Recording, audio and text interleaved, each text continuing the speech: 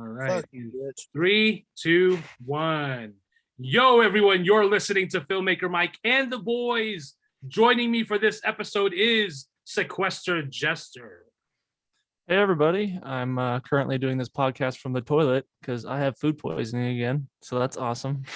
Wow. Okay. Yeah, dead serious too. I mean, not from the toilet part, but food poisoning for sure. Oh man. Yeah. What did you eat? Now Dude, I'm curious. it was Taco Bell KFC. again? No, KFC? KFC, dude. No, so what was it? I had those classic chicken sandwiches that are just so good. Yeah. And last night they were like slammed, and they were the only place open for the most part because everybody's short staffed, you know. And long story short, they were super short staffed, so there was only like 3 of them, and then they forgot my order. And then, you know, but I already paid, so I was like, all right, I'll just go in and like, you know, see if I can get my food. Got my food, and then I ate it, and I'm like, oh, this tastes good. And then I just got absolutely ruined today, dude. I can't even get out of the bathroom, let alone, you know, 30 minutes of peace. So if I dip and I don't respond, then that's where I'm at. Well, much like your favorite Space Wizards character, Boba Fett, Oh, you're also sitting on a throne. that is very true. All right. Well, welcome back. And Thanks. we've also got Pinhead. What else is there to say after that bullshit? I mean, My bad. no, you're good. Just don't fall in there, you know? It's Oh one yeah, I of those know. spur of the moments. So I was just like, "Oh, what the heck happened?" Because Yeah. I've also recently had the KFC chicken sandwich. Actually, Thursday night I had one. Oh, okay. All right. But it was okay. Like, Oh, that's good. yeah. That's good. So, and I'm assuming you probably went to the KFC, the same KFC that I went to, right by Walmart. That is exactly where I went to. Yes, sir. Yeah, that's where I usually go. Huh? Yep. And that's the Interesting. thing. That's the only one I usually go to. Yeah. But as you guys remember, last time I wasn't on the show, I had food poisoning like that time too. Was that from And KFC too? I don't know what that one was Oh, from. okay.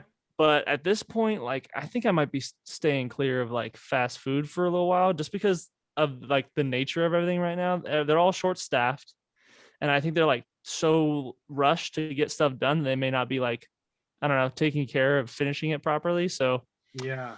could use a little break. I've never had food poisoning like this in such a short time from each other. It's kind of crazy. Man. Yeah. Yeah. Sounds like we need a sponsor from Pepto Bismol. Yeah. That'd be great. I mean, the stuff tastes nasty, but holy shit, it actually does help. Like, Oh man. and I That's good to love know. minty stuff. I love my mint, like chocolate. I love mint candy, but man, taking a shot of that was like, Oh man.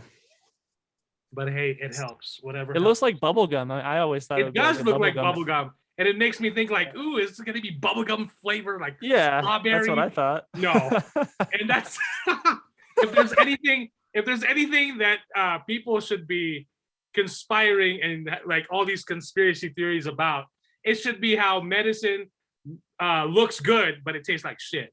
Or like Right. stuff like that. Looks so good, looks so appetizing, but it tastes like nothing.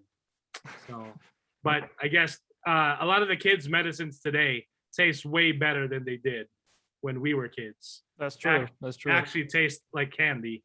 And when we were kids, it tastes like shit, and they didn't give a fuck. Like, you'll take it and you'll take it and you like it. Well, that's why we're not pussies and they are, you know? Oh, there it is. Yep. All righty. So, Happy New Year. It is January 1st. We're recording Saturday, January 1st, 2022. Can you guys believe it? 2021 is long gone. Thank God.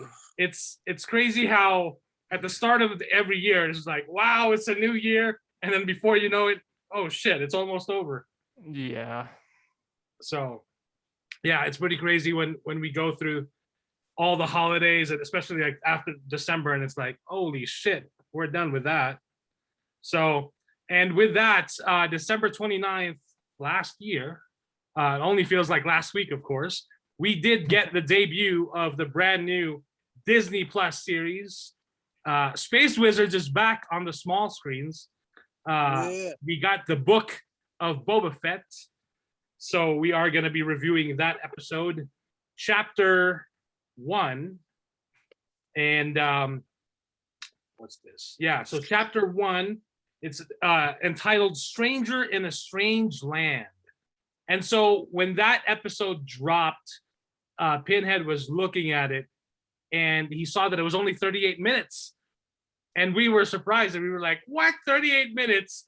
Like there was speculation that it would be an hour long or at least, 50 minutes long, not including the 10 minutes of credits that they usually add in there, but 38 minutes. But, as soon as I got home, I started watching it and I was like, man, as soon as that episode started, you get the cool title logos. And I like that they put in the character helmets and like it's usually characters with like non-human characters, I guess. It's from like every era, if I'm not mistaken, right? Yeah, and for this one, they added, of course, Boba's helmet and Fennec Shan's helmet.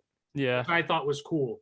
Ming-Na herself, Ming-Na posted on her Instagram when she watched it alone by herself at home, and she even said that it's an actor thing, like she just wanted to watch it by herself. She noticed that they put Fennec Shan's helmet in those opening logo, the character helmets. So she thought that was really cool.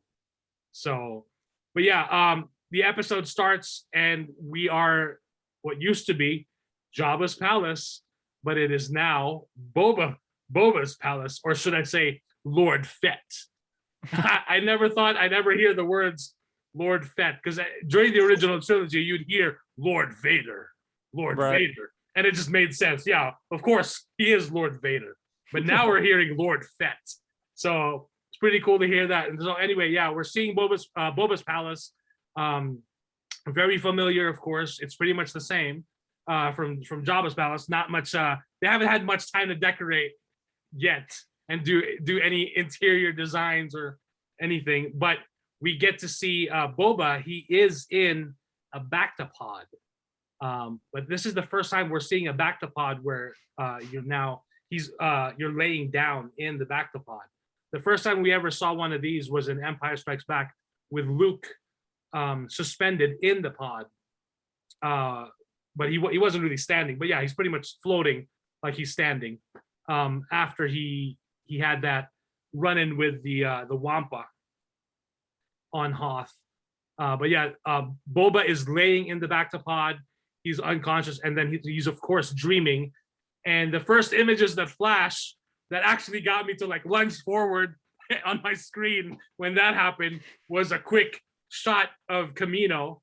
It's raining, it's thundering, and the slave one is right there. I'm like, holy shit, where's Daniel Logan?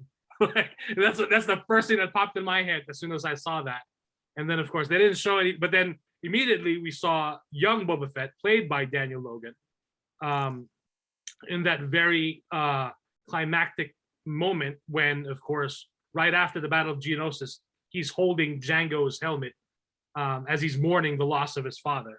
I actually wanted to ask you that. That all looked like new footage. Am I mistaken? Because it didn't even look like young Daniel Logan at the time.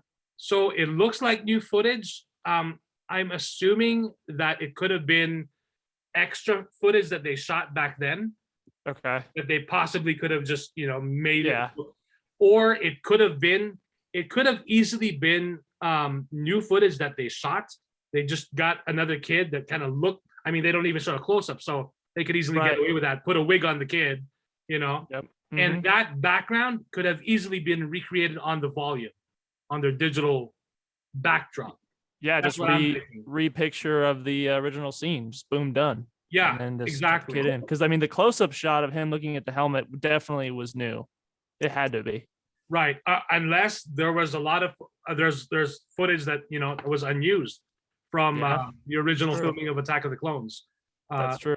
Because it could either way. I'm really curious as to eventually when the show's done and they do the behind the scenes documentary. I'd love to see the what they really did with that. But and then of course among other things, we're seeing the thing that I'm sure the shot and the scene that a lot of fans, especially the OG fans, have been waiting for years, decades, that everyone has been thinking of, is now that Boba is officially back, is how he survived the Sarlacc. And of course, we see Boba is in the Sarlacc, and it almost sounds like he got like whatever sludge in his helmet, and he's even choking on it. And then he sees he turns on his light on his helmet, and then he sees a stormtrooper who's been there and who's basically been decaying already.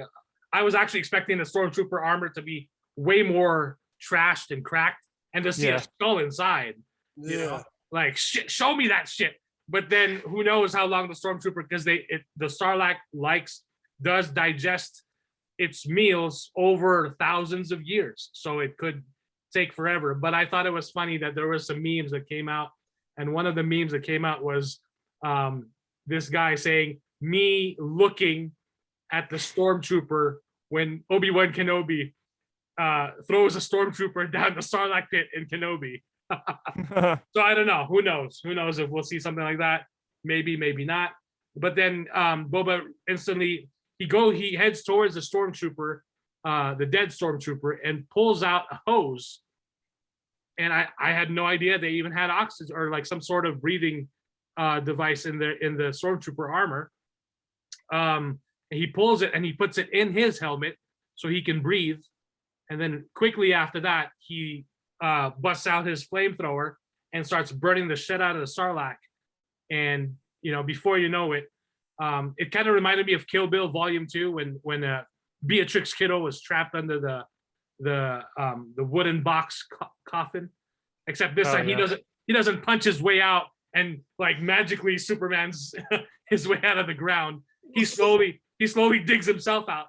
But I don't know if you guys remember. I think it was in Community that Parks and Rec. Yeah, Patton Oswalt pitched this whole thing about Star Wars Episode 7.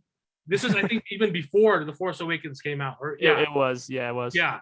So and how the Marvel universe and the Star Wars universe would collide in the Disney, empire. And he did like describe that scene of Boba, and sure enough, we get it.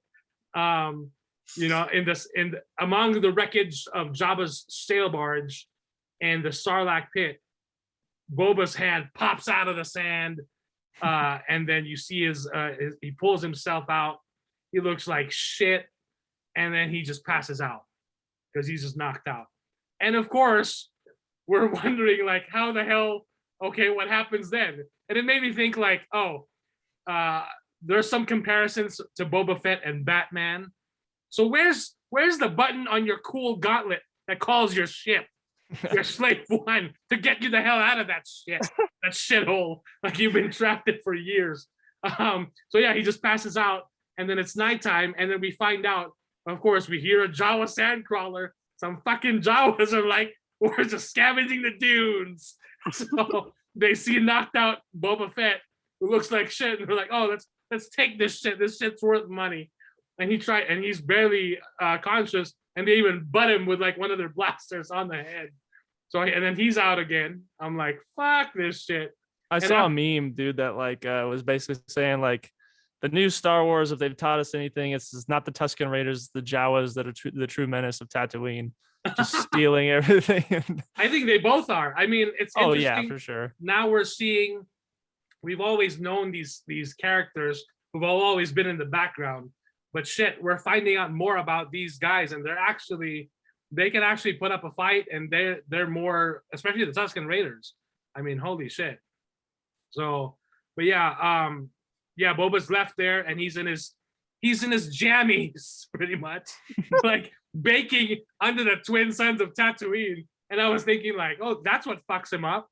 And I thought it was interesting because Julie actually pointed out like he's left under the sun, like he's fucking baking. And I'm like, you know what? That's right. Like, holy shit.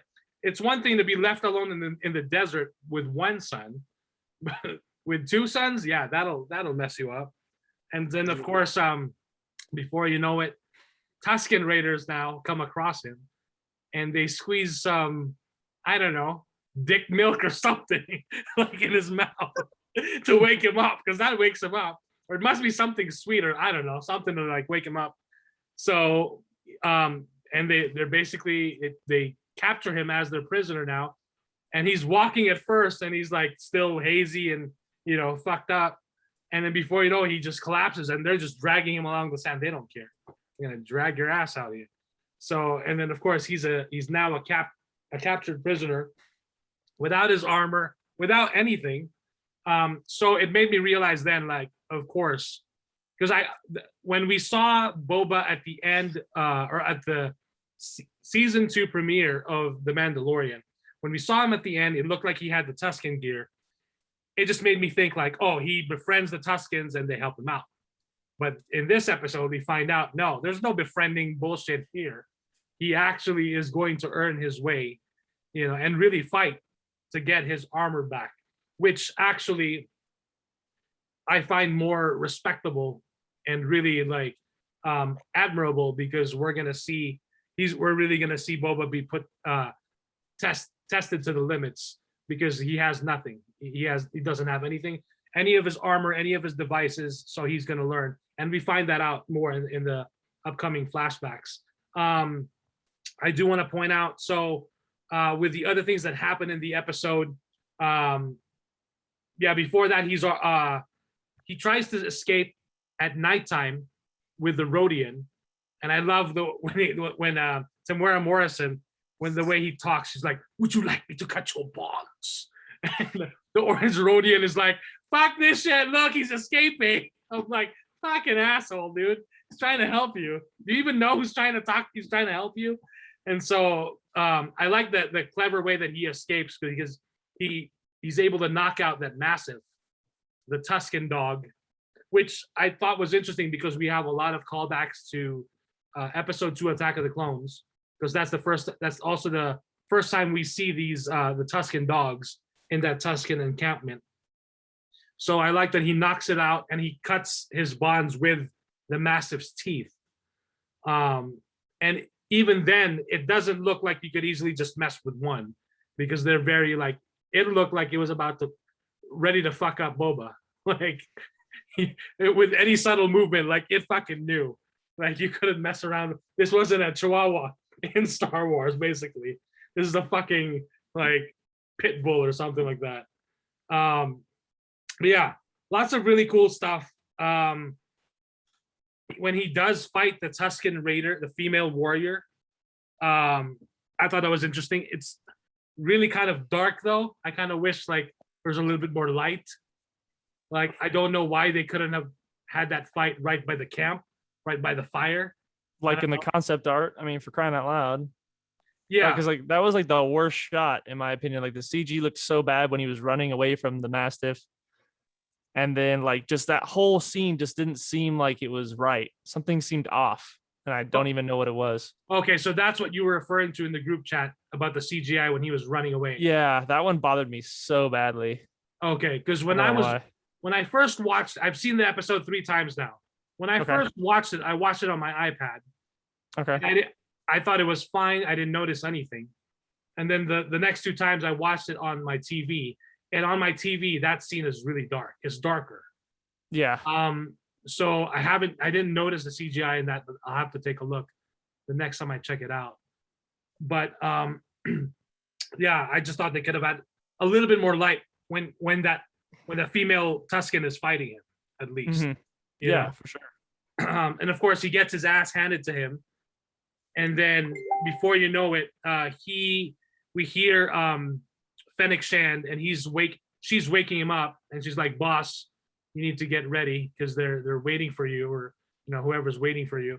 So she wakes him up, and then he even tells her the dreams are back, and she doesn't even say anything about it. It's like, the fuck do I care about your dreams? Like, she doesn't even acknowledge that. But I thought it was interesting. Yeah, so as he's getting ready in the cool Batman style, putting on his armor, Batman doesn't have any assistants, but he's got his droids like helping him which I thought was cool. He's got the droids helping him put his and I like the music in that scene.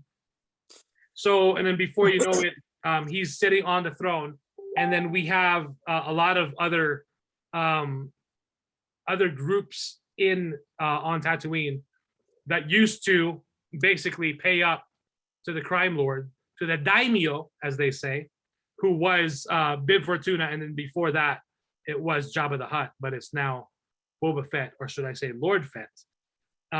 So I thought it was interesting. They had a droid there that wasn't a protocol droid, but he was doing his best to translate. And at one point, Boba even tells Fennec, "We need a protocol droid," which I thought was interesting because the original trilogy, we've always had 3PO, and he's just there ready to translate. And then usually when they need a protocol droid, they easily get him. But here they're like, no, we need one. Like, holy shit, we need one of those things because it's hard to translate. So we get a Trandoshan, and then there's some interesting dialogue there. What I thought was interesting was Doc Strassi, who I guess is played by Robert Rodriguez. It says it's played. I have to double check though. At least the voice, I'm pretty sure. Oh, okay. Who is also very annoying, like you could tell the way he was presenting himself.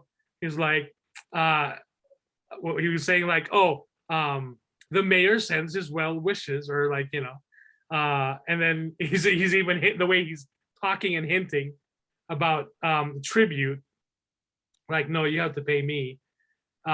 So it's interesting because he's the one that mentions, who refers to Boba Fett as the new daimyo, so of the region.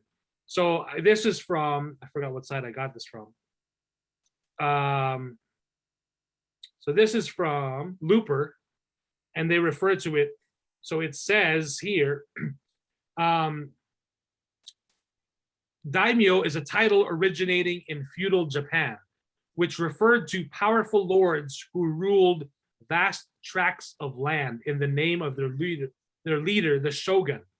The daimyo were immensely powerful in their own right, each one commanding their own armies. However, they were always firmly beneath the shogun himself. Thus, Doc Strassi's reference to Fett as a daimyo is perhaps a clue that he isn't as powerful as he might think. There appears to be someone set firmly above him on Tatooine, or should I say Tatooine, someone who might expect Fett to serve as their vassal rather than a lord in his own right. So, which I thought was fascinating, because before you know it, yeah, they go to the sanctuary, and we get Jennifer Beals there who greets him. And before that, there's even two Twi'leks that offer to clean their helmets. Would you like your helmets polished? And Fennec's like, no. And Boba's like, yeah, please, take hers too. And then when Jennifer Beals arrives, she even asks, oh, would you like your Gamorreans to be hosed down and fed? I'm like, holy shit. Like, I never thought of Gamorrean guards to be treated, like, referred to as like pets pretty much, or property. But yeah, and then she even mentions your name. She even says, while we're sequestered. I was like, oh, interesting.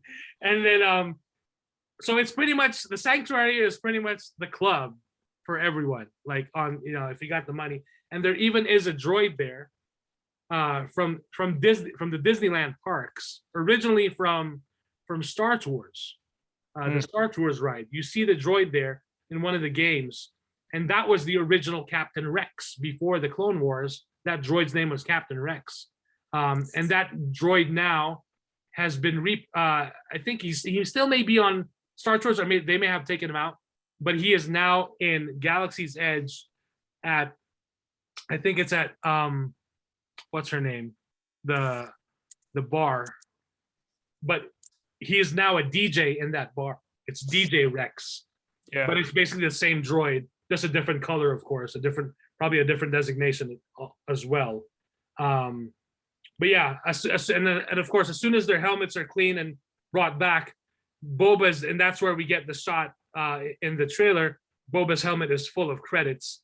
They give him credits in his helmet because he's the new crime lord. So here, we're paying you up, because he tells Jennifer Beals' character, like, I've now replaced Bib Fortuna. So they leave with the credits. They're walking, and they're both talking, and then before you know it, they're ambushed by space ninjas. So Yeah. cool looking space ninjas though, and that's what in the trailer we've seen it. They've got those shields and those spears, looks like electro staffs of some sort, but their shields are impenetrable because he tries to fire a rocket and it quickly blasts him off and Fennec, and then so he's like, shit, that's not gonna work, and they all surround them and block them off, and Fennec tries to do this awesome like jump kick, and that doesn't work either, and it's, you know, who saves the day? The Gamorrean guards save the day, and it's nice to actually see beefy, muscly Gamorrean guards back again, because in the Mandalorian we got some skinny ass Gamorrean guards, like they were fucking eating, like what the hell. So, but yeah, they actually come in to save the day with their axes or whatever weapons they use. So that gets the space ninjas off of Boba Fett and Fennec. And as they're fighting, Boba gets his ass beat. And as some of them are starting to escape, he shoots one of them that's already climbing up the wall. He shoots one with one of his rocket launchers, and it immediately disintegrates Space Ninja. And then he tells Fennec, like, Fennec, hey, alive, like bring one of them back alive. And I like the shot of them running and free running on the rooftops. I thought that was really cool. It looks legit, like they built those sets. But I'm sure they must have come up with something cool. But that shot looked really cool. And then before you know it, they try to attack Fennec. It looks like she runs away, but then she figures out a shortcut and she gets back to them. And she gets to gains the upper hand. And just as when she has one, she's looking at the other guy. She kicks the other guy down, and he falls to his death. And so she now has one captured. Meanwhile, while this is happening, Boba tells the Gamorreans to take him back to the Bactapod. And so, sure enough, they take him out, and they put him back in the Bactapod. But he's even got his inner suit on. So I'm like, oh shit, there goes the sterilized Bacta, because now it's got some sand shit. But now he's instantly back in his Bactapod, and he starts. We get flashbacks again of what happened. We see him, and I forgot to mention the little Tusken Raider kid who just started like beating at him like for no fucking reason. Like, well, being a little shit. That's what. Because what do usually like kids do? They're like, fuck you, and they started beating him. But yeah, so this kid takes him and takes Orange Rodian. He takes him and he takes the Massive. They're out for a walk. They're walking, and then they come across a little hovel. And at first I thought like, holy shit, is that Uncle Owen and Aunt Beru? But then I was like, oh no, they're already way dead here. And this Dude, I thought the same thing. Why did it look so familiar? Like Right? way too familiar. right? And I'm like, oh, go ahead. oh no, I'm just like, and this is like way after Return of the Jedi, and I had to like rethink I that. thought like, the same thing too. My See? goodness. See, I think what made us think that is because you only saw the same exact structure that they had. Right. Had there been maybe a little bit more to the structure or a little bit different design to the hovel, then I don't think we would have thought that. But yeah, it made me think. But then I remembered like, no, they've been crispy burnt for like years at this point. Like, no way. So yeah, it looks like there's a gang with some swoop bikes. They just trashed the place. They took out the owner. I don't think they killed him. They just beat him up. Right? Yeah. And then 'cause they he put was some crawling out the door. Yeah, they put some marking on the just like 2J. It looked like 2 J's, but of course it's not J's because it's in a galaxy far, far away. Those aren't 2 J's. What am I thinking? But I'm assuming that's the symbol of, whoever Gang might sign. be above Boba Fett. So, or maybe it's just some other gang. Who knows? I thought it was gang signs, but that makes. Okay. I guess that makes sense. Yeah, but then it could be just another gang too. And so the little Tusken kid, Boba, and Orange Rhodey are looking on in the distance, from this. They're kind of hiding because they don't want to be spotted by this gang. And so when they leave, they keep walking, and they're like, "What the hell's going on? Where are we walking? Where are we taking a field trip to see more sand. Like, what the hell? And then before you know it, little Tuscan kid is like, he wants him to dig in the sand. I'm like, okay, dig for what? So Orange Roadie's already digging, and he finds like this, basically like a ball or like a pod, and Boba's like, oh, you want me to dig for water? And I was like, holy shit, what? I didn't know you could just dig for water in Tatooine or Tatooine. So I was surprised. I thought that was cool. That was something new. I like that this episode showed us some new things, and of course a lot of old things that we're familiar with. But yeah, Boba starts digging without any tools, without anything to use, just their bare fucking hands.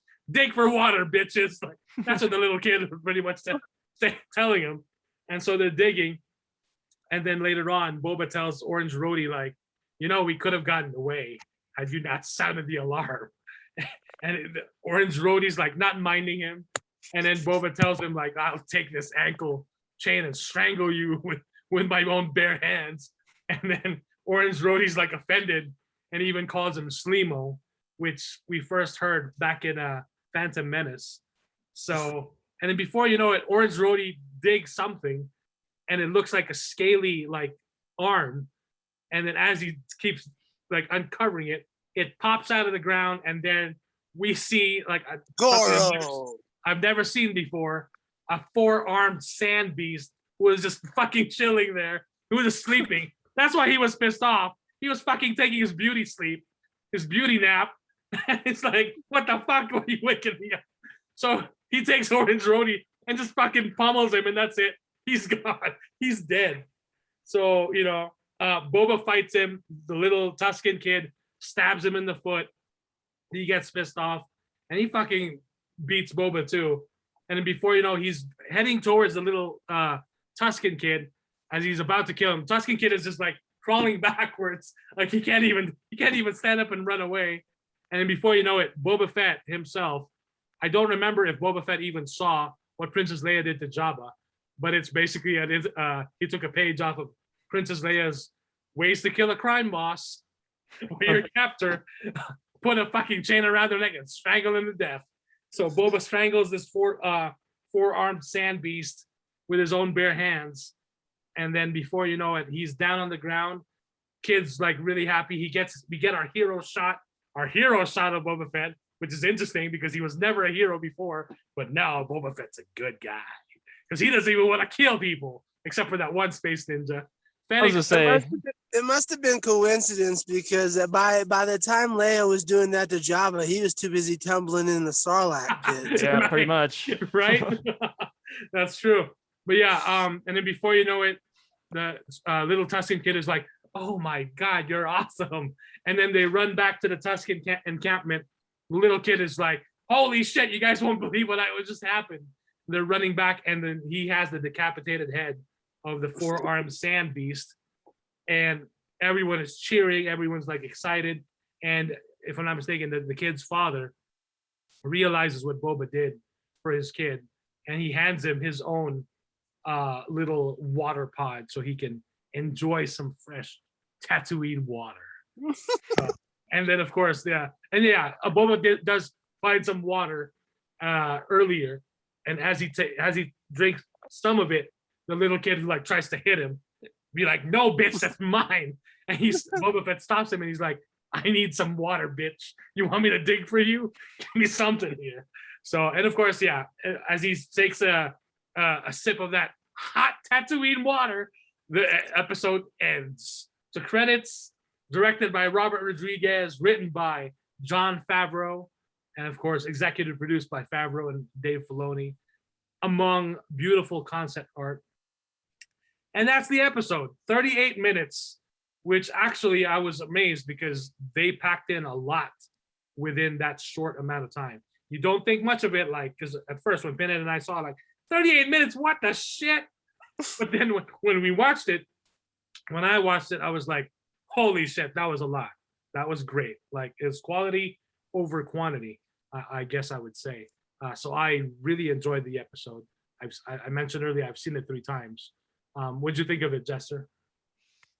I thought it was great. I honestly thought the whole Sarlacc scene was going to be longer. Like, I don't know why, but in my mind I had always pictured like the belly of the whale where they're just like sitting there on a stool in this massive open stomach. I never thought of it like, dude's crammed in between like two walls.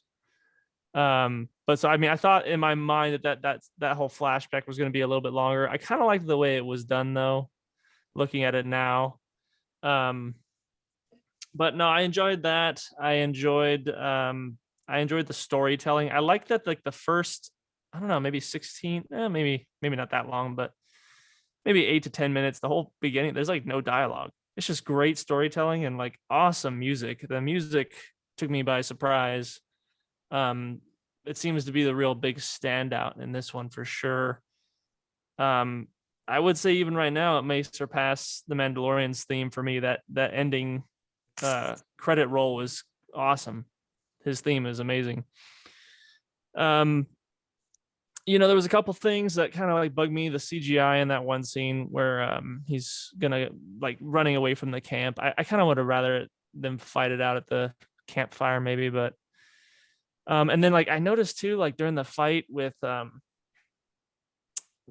the ninjas or whatever, it was kind of like it felt off right before Finnick chases after those two guys, and like I can't, and I think because I watched it twice, like it's the same scene but a billion different angles, but like the same thing is happening. Like I think I see Finnick Shan get kicked by the same dude and do the same reaction 5 times before anything happens, before she does that like jump off his knee or whatever. So that was kind of like annoying, and it didn't feel like they packed in that action from Mandalorian season 2 where Boba Fett shows up and then they brought it over here. It felt like something new or different, I should say. Maybe not new, because new is not bad. I'm just saying that they brought something different, and I feel like they didn't really stick the landing with the first action scene for me. I did like how he obliterated that dude with the rocket though. That was like super overkill. It was kind of funny. Finnick Shan's great. I'm glad that we're gonna see a lot more of her character. I like their chemistry. They have good chemistry together on screen. Right. And it feels more like a partnership rather than like, overlord kind of Right. thing. And I like that. I didn't realize that people were complaining about Boba's character development. Like, how stupid do you have to be? Like, dude, I love that he's one-dimensional in Empire Strikes Back. Obviously, that's how I fell in love with the character. But you can't expect him to stay the same in this series. And like, he's not like, I don't know, what's the poor analogy to make? He's not Jello. He's not going to let people walk all over him. And for crying out loud, you have a scene where he's asking the Rodian, "Hey, do you want me to cut your bonds?" And then the next scene, he's blasting the dude in the back with a rocket. I mean, you gotta have both. He's either going to be who he's going to be, and he's not going to be one dimensional. Otherwise, this whole series is going to fail if he's just one dimensional the whole way through. Right. But so I personally don't have a problem where they're taking the character as of right now. We'll see what they do in 5 episodes. But the flashback scenes with the Sand People, that was really cool. It was kind of nice. I was wondering how he got involved with them, because it seemed like he was traveling around with them. But I wonder, here's the thing. I wonder if the Sand People backstory ends with this episode, and like throughout this whole series we're just going to get more flashback stuff, because I'm assuming he's in the back to tank healing from the acid from the Sarlacc pit, healing all his burns or whatever. So I'm curious if we're going to see a young Daniel Logan, down the road as flashback for Boba. I have a funny feeling that that's going to happen, but I'm not sure.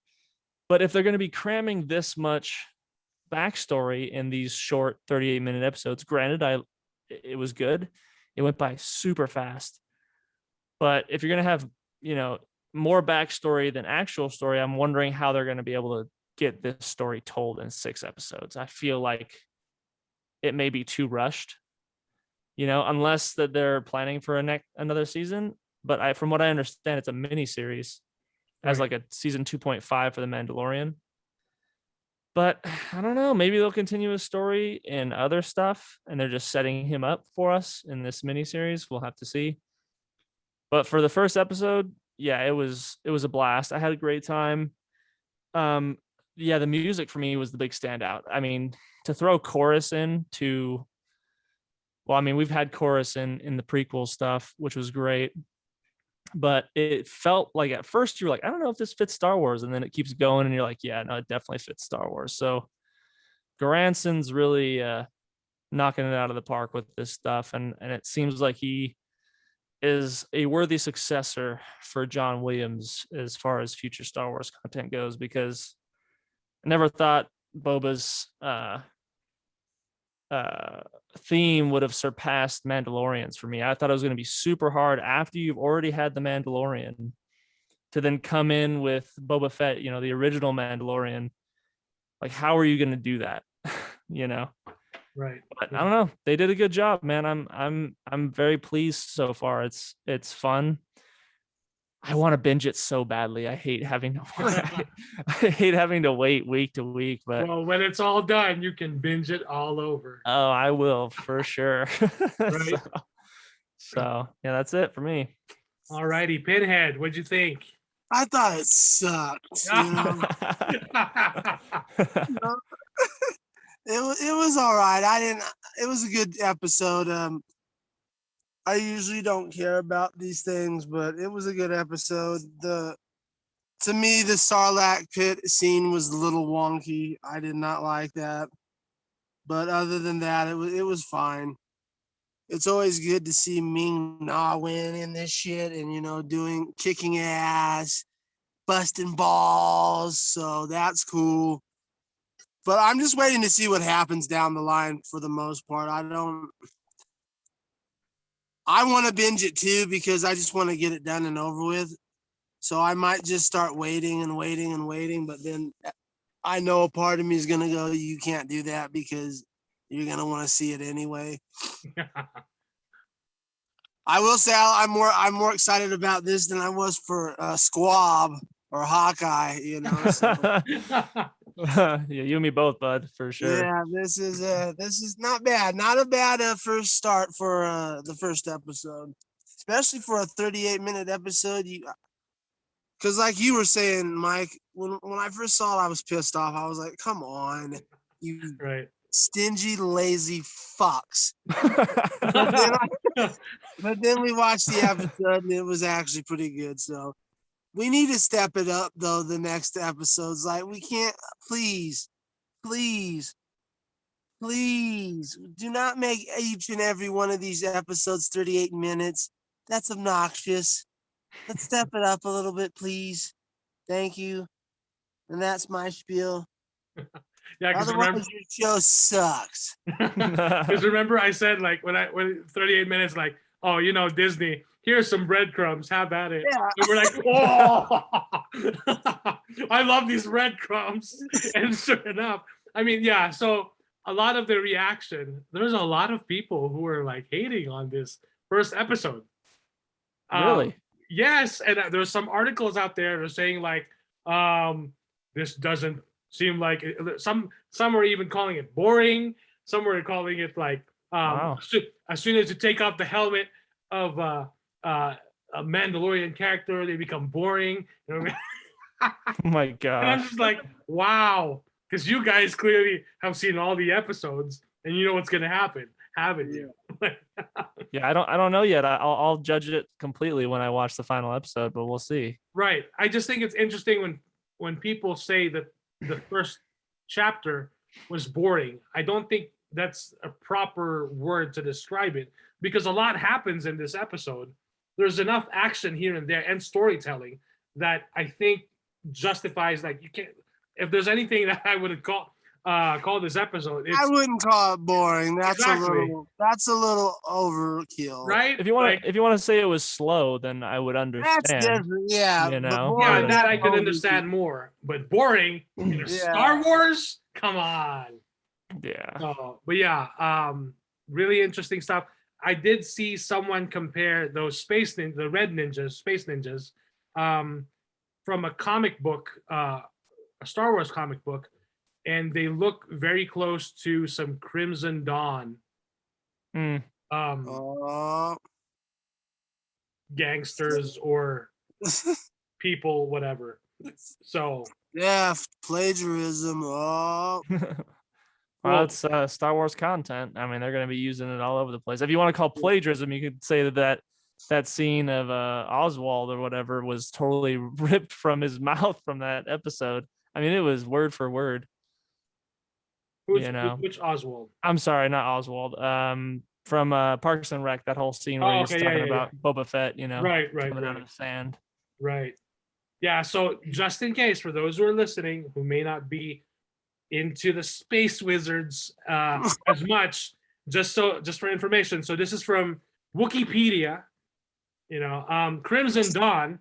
Crimson Dawn was a criminal syndicate led by the former Sith Lord Maul, who employed the gangster Dryden Voss as the public face of the syndicate during the reign of the Galactic Empire. Crimson Dawn was based aboard Voss's yacht, First Light, during its existence. Crimson Dawn quickly cemented a reputation for being ruthless. Kira publicly served as Voss's top lieutenant, but later directly worked with Maul after killing Voss. So, of course, that's referring to the events of Solo, a Star Wars Wasn't story. Maul a pussy though? Not after Clone Wars, he wasn't. Okay. Yeah. If you watch Maul when he comes back in the Clone Wars, then Oh, he looks like a pussy to me. But after Maul's death during a mission to Tatooine, Kira became the new leader of Crimson Dawn and was given the title Lady. Oh, okay. Kira was Khaleesi in Solo, right? Yes. Mm-hmm. Yeah. Okay. So, and I also thought it was interesting when what's his name, the annoying orange Twi'lek for the mayor was like "Milady," because I remember that was the first time we heard that was in Episode 2, Attack of the Clones, when Anakin refers to Padme as "I'm sorry, Milady." So yeah, really interesting. It's very clear and obvious to me how Dave Filoni connects this episode with a lot of what we've seen before, especially from the prequels, especially with Attack of the Clones. The generation that grew up with the prequels right now, of course, obviously, like there's so much prequel love for the from that generation that grew up with it, because of course George Lucas was creating the prequels for a new generation, and the OG generation that grew up with the original trilogy. When the prequels came out, we're like, what the fuck is this? This is not Star Wars. This is not my Star Wars. But now those kids who grew up with the prequel generation, who a lot of now have their own jobs, have their own disposable income, have families, have kids, have grown up in their 20s, 30s. They love the prequels. So give us back the prequels, man. yeah, Yeah. No kidding. and for the longest time, with a sequel, for the longest time, when Disney took over Star Wars, we didn't see much prequel appreciation or love from Disney until we slowly started getting that, and seeing it here and there. And now we're seeing that it's embraced much more, which is absolutely great, because that is part of its DNA. Whatever your opinion is on the Star Wars prequels, that is still straight from the Jedi Master himself, George Lucas. That is straight from the story. So, I thought it was interesting. And then there's also rumor that Han Solo, a young Han Solo, Harrison Ford, may appear in this series and come across Lord Fett, Boba Fett, which would be cool and interesting, because the last time we all know they saw each other, Han Solo sent Boba Fett to his motherfucking doom in that Starlight pit. But yeah, rumor is we may be seeing a young Han Solo in Harrison Ford, because not too long ago, when they were filming this, they were also filming Indiana Jones. I don't know if they've wrapped on Indiana Jones, but they were. He got injured, so they had to take a break. That's right, he got injured, but they were filming for how many weeks there? And there was an on-set photo of Harrison Ford with those motion tracking dots on his face. So there's a good chance we're going to be seeing a de-aged, younger Indiana Jones. So, I mean, why wouldn't you do that with a young Han Solo? Because it's going to wet every fanboy's tighty-whities. I mean, what did they do last year for the season 2 finale of Mandalorian? You know, when the Jedi appeared, the Jedi that Grogu contacted, fucking force time for fucking ever. Well, Mando was like, "Come on, kid, let's get the fuck out of here." You know, everyone was like, "Oh, it's gonna be Cal Kestis. It's gonna be Ahsoka." That doesn't make sense because she just saw them. Like, she told them, "Oh, go to Tython, and a Jedi will help you." Oh, what? And then she's gonna show up? Like, "Oh, it's me. Surprise!" Like, no, it's Luke motherfucking Skywalker. And what happened? What happened? The internet fucking broke. All these reaction videos of grown men fucking crying because they saw, I'm serious, they saw Luke Skywalker, the Luke Skywalker that everyone dreamed of seeing in episode 7, 8, and 9, restored in his fucking glory. Oh, what's he doing? Oh, because, you know, and then you got to give credit where credit is due. Disney in Rogue One, you know, for the longest time, the last time we saw Darth Vader on the big screen was Revenge of the Sith. So when Rogue One comes along and they were already teasing like, "Oh, we're going to see Darth Vader. Holy shit. That's cool. We're going to see Darth Vader." But what did they do? They restored Darth Vader being an absolute badass in showing that hallway fight scene on the Tantive, on the ship, right? On the Rebel ship, because he was hacking and slashing and using the Force on Rebel troops like nobody's business. And what do? They kind of, that scene goes in sync with Luke in the rescue in that Mandalorian season 2 finale, where he's fighting against the Dark Troopers and using the Force and using that lightsaber, like, you know, like his father before him. So what cool way to restore the faith of the fans, because, you know, J.J. Abrams we just, you know, let's kill Han Solo because fuck the fans, right? Like, fuck that character. Well, I mean, to Harrison Ford's credit, he's been wanting to have Han Solo die for the longest. Right. You know, I mean, but it could have been done. I think it could have been done. I don't know. Maybe in the second movie, the next movie, well, just when you love Han Solo, right? Your favorite character with Chewbacca. There he is in the Millennium Falcon. Oh, he's gonna get fucking stabbed by his son in that movie. So bye. You know, just when you get him back. What do they call him now because of the Star Wars movies? Oh, What? yeah, that's right. They call him Jar Jar Abrams. Yeah. I mean, Force Awakens stuck the landing, but man, Rise of Skywalker. The beginning part is really cool. I'm digging. I rewatched it recently. There's some really cool parts in there, but there's just like, man, a lot of missed opportunities here, I feel. So, you know, if we see Harrison Ford, that would be something really cool. A young Han Solo. That'll break the internet in half again. And there's also rumor that we may see Kira come back. Because right now, if I'm not mistaken, in the canon, in this timeline, at this point in the timeline, she is the leader of Crimson Dawn. Right. Because So Maul's gone, I think. Well, maybe not. I'm maybe, not sure. Is he right. gone by now? Yes, he is. 6 years after? Well, because remember, right now, if we're looking at the timeline and the canon, Oh, yeah. according You're right. to Rebels, right? According to Rebels, when he meets with Obi-Wan, he is dead. You're right. However, who knows? That may change in Kenobi. So, Maybe. right? I mean, That'd be silly, but yeah, maybe. for a character who George Lucas thought, Obi-Wan can just cut him in fucking half. in that first movie, when everyone was like, I love Darth Maul, fucking rocked, everything, like, fucking Darth Maul so fucking metal. and all the He gets merchandise. axed in half. And then years later, they bring him back for the Clone Wars. And people who've never seen the Clone Wars are watching Solo, and then Darth Maul appears there and like, what the fuck? For them, it's like, what happened? So yeah, I don't. But we also got to remember too, a lot of that badassness of Darth Maul was a lot of Ray Park. And Oh yeah. Right. And see, in that scene in Solo, that's Ray Park. They got him back. You know, he didn't do any cool flips or shit.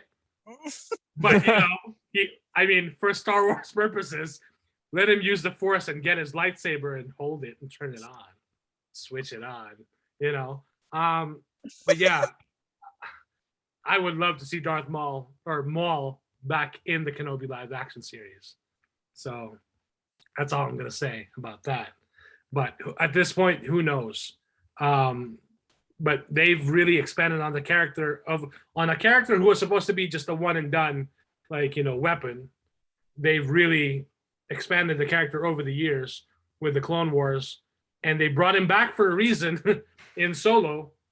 Of course, Solo didn't do as well as it could have done, but I think Lucasfilm and Disney realizes, you know, if something doesn't work on the big screen, doesn't mean that it can't work on the small screen, because it's less money, less, you know, output, but it's, in a way, it's even more returns for them, because, you know, they get to own a day of the week now with Wednesdays, the Fridays with Wednesday drops episodes, you know, and all these shows that they have, whether it's Star Wars, Marvel, or any other, you know, well, let's face it, it's mostly the Marvel and the Star Wars stuff for Disney Plus right now, you know, but who knows? Yep.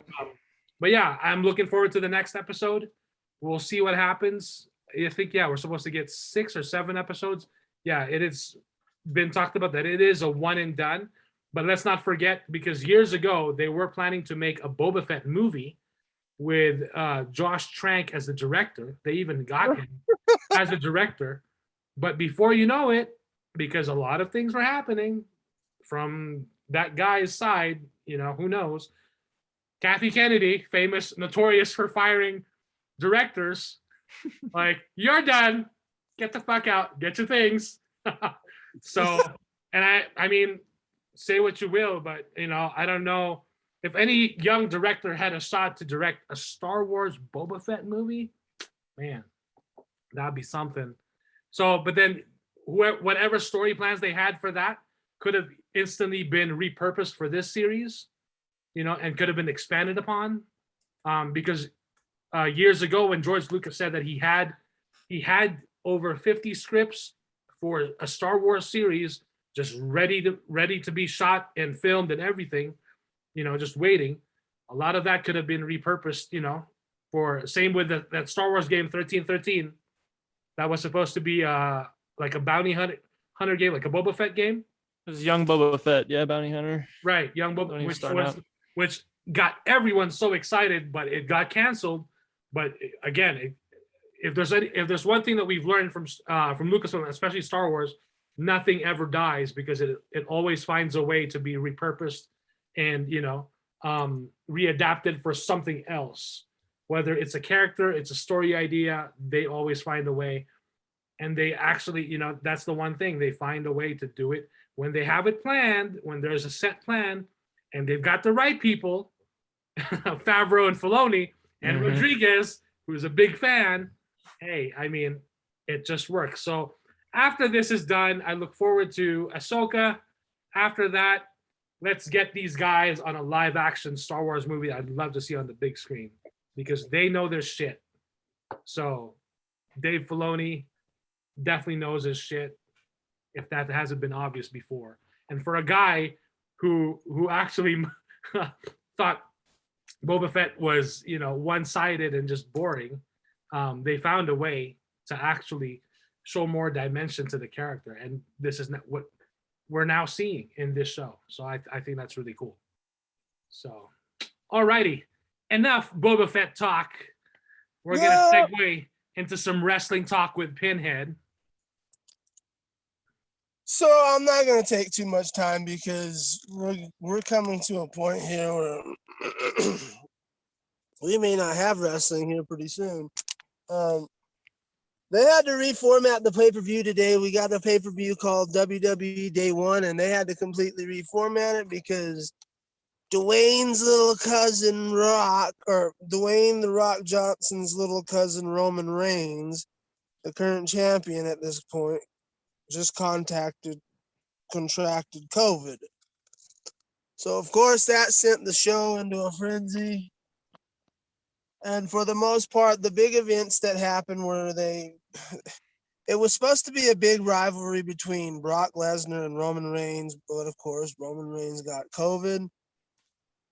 We're getting a lot of backstage information that there could be the reason why this is there might be a huge spread of COVID across the wrestling nation. So we're going to start seeing, especially from what they're saying in the WWE, we might get a complete shutdown again. So, but right now, currently, to fix the problem, they made Brock Lesnar the heavyweight champion at Raw. So that's going to be a lot of money down the drain because he'll probably be there. We just started the year. He'll probably be around a grand total of 6 times throughout the 12 months we're here in this year. So that'll be a real treat. So if wrestling doesn't get shut down, the title will be held hostage for another half a year, maybe more.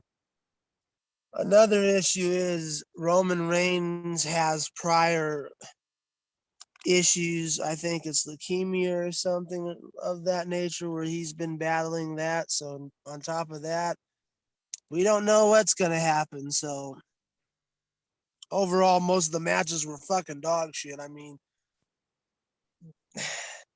they had a couple of tag team matches no one cared about. Becky Lynch put on her title on the line, but it didn't matter because we all knew she was going to retain her title against some pipsqueak who has no business even getting a title shot. So that was fun. Because, we're so stupid. Other than that, there's nothing left to tell. I mean, like I said, we might be having a huge shutdown of wrestling soon, and it's not looking good. It's not looking good at all. And this one might be bigger than the NFL breakout that happened recently in the NBA one, because NFL is coming to a close soon, as we all know, and the NBA doesn't last forever. Wrestling goes on all year long, so if this becomes a problem, they're gonna have to shut it down. So, but this was I'm not gonna be that nice. I almost went way too nice with it. I'd say this pay-per-view was about a D-, a good solid D-. And the only reason why it doesn't get an F is because they gave Brock Lesnar the title. But as I said to some of my wrestling fans out there, I hate to tell you, wrestling might be getting shut down real quick, real soon. So we'll just keep an eye out. But the bed bugs are starting to bite, ladies and gentlemen. Be prepared. So, question about the wrestling potential shutdown. Did they announce like what they're doing, what their protocols are? No. So, I mean, the CDC just said if you've tested positive, is it asymptomatic or I can't even remember now, but it's like 5 days and you're good because you're essential.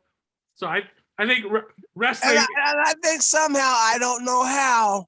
I do know how, because he had the deal with Trump, who was his best buddy at the time. I think he got the essential worker status for the WWE. Oh, so. There you go. I'm not kidding either. Because he was best. Trump was his fucking BFF. They were blowing each other all the time. So I know he helped him to get that essential worker status. I know they are. Y'all are essential. Because they were open just like when we were called essential. They were open all year round with COVID too. Right. So they had to have gotten the essential worker status, which is insane to me. Right, man. So you can't shut down. We need wrestling. We need some body slams. So that's that. So we'll see. Interesting.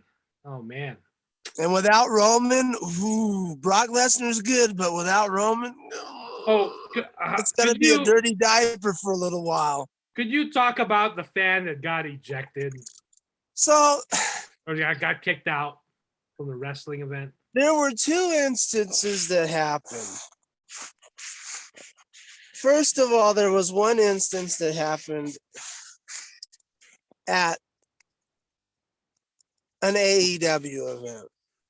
And then there was one instance that happened at a WWE event. I don't think either person should have got ejected, but whatever.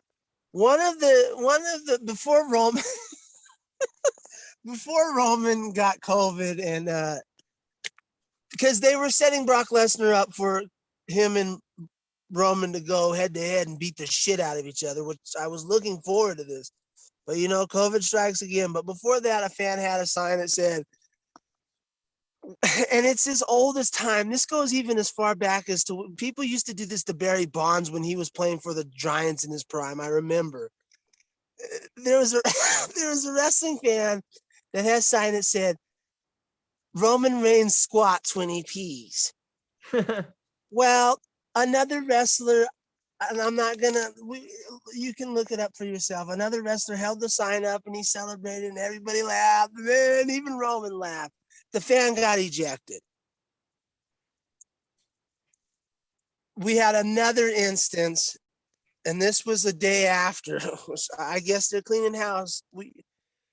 There's a transgender wrestler who goes by the name of Nyla Rose. She's a female wrestler who's transitioned. And when she came out for her title shot, or it wasn't a title shot, it was for some fucking bullshit. This guy had, and I had to laugh because she laughed too, and she flipped the fan off, and then she became outraged. But anyway, the fan had a sign that said, that had an arrow pointing to the next guy, and it said, Nyla Rose is this guy's father. Well, he got ejected too. So we're just ejecting people left and right for, you know, I don't know. The one guy at the WWE event shouldn't have been ejected at all because everybody laughed at it. So if that's the case, then the wrestler should have been ejected too because they condoned it and supported it.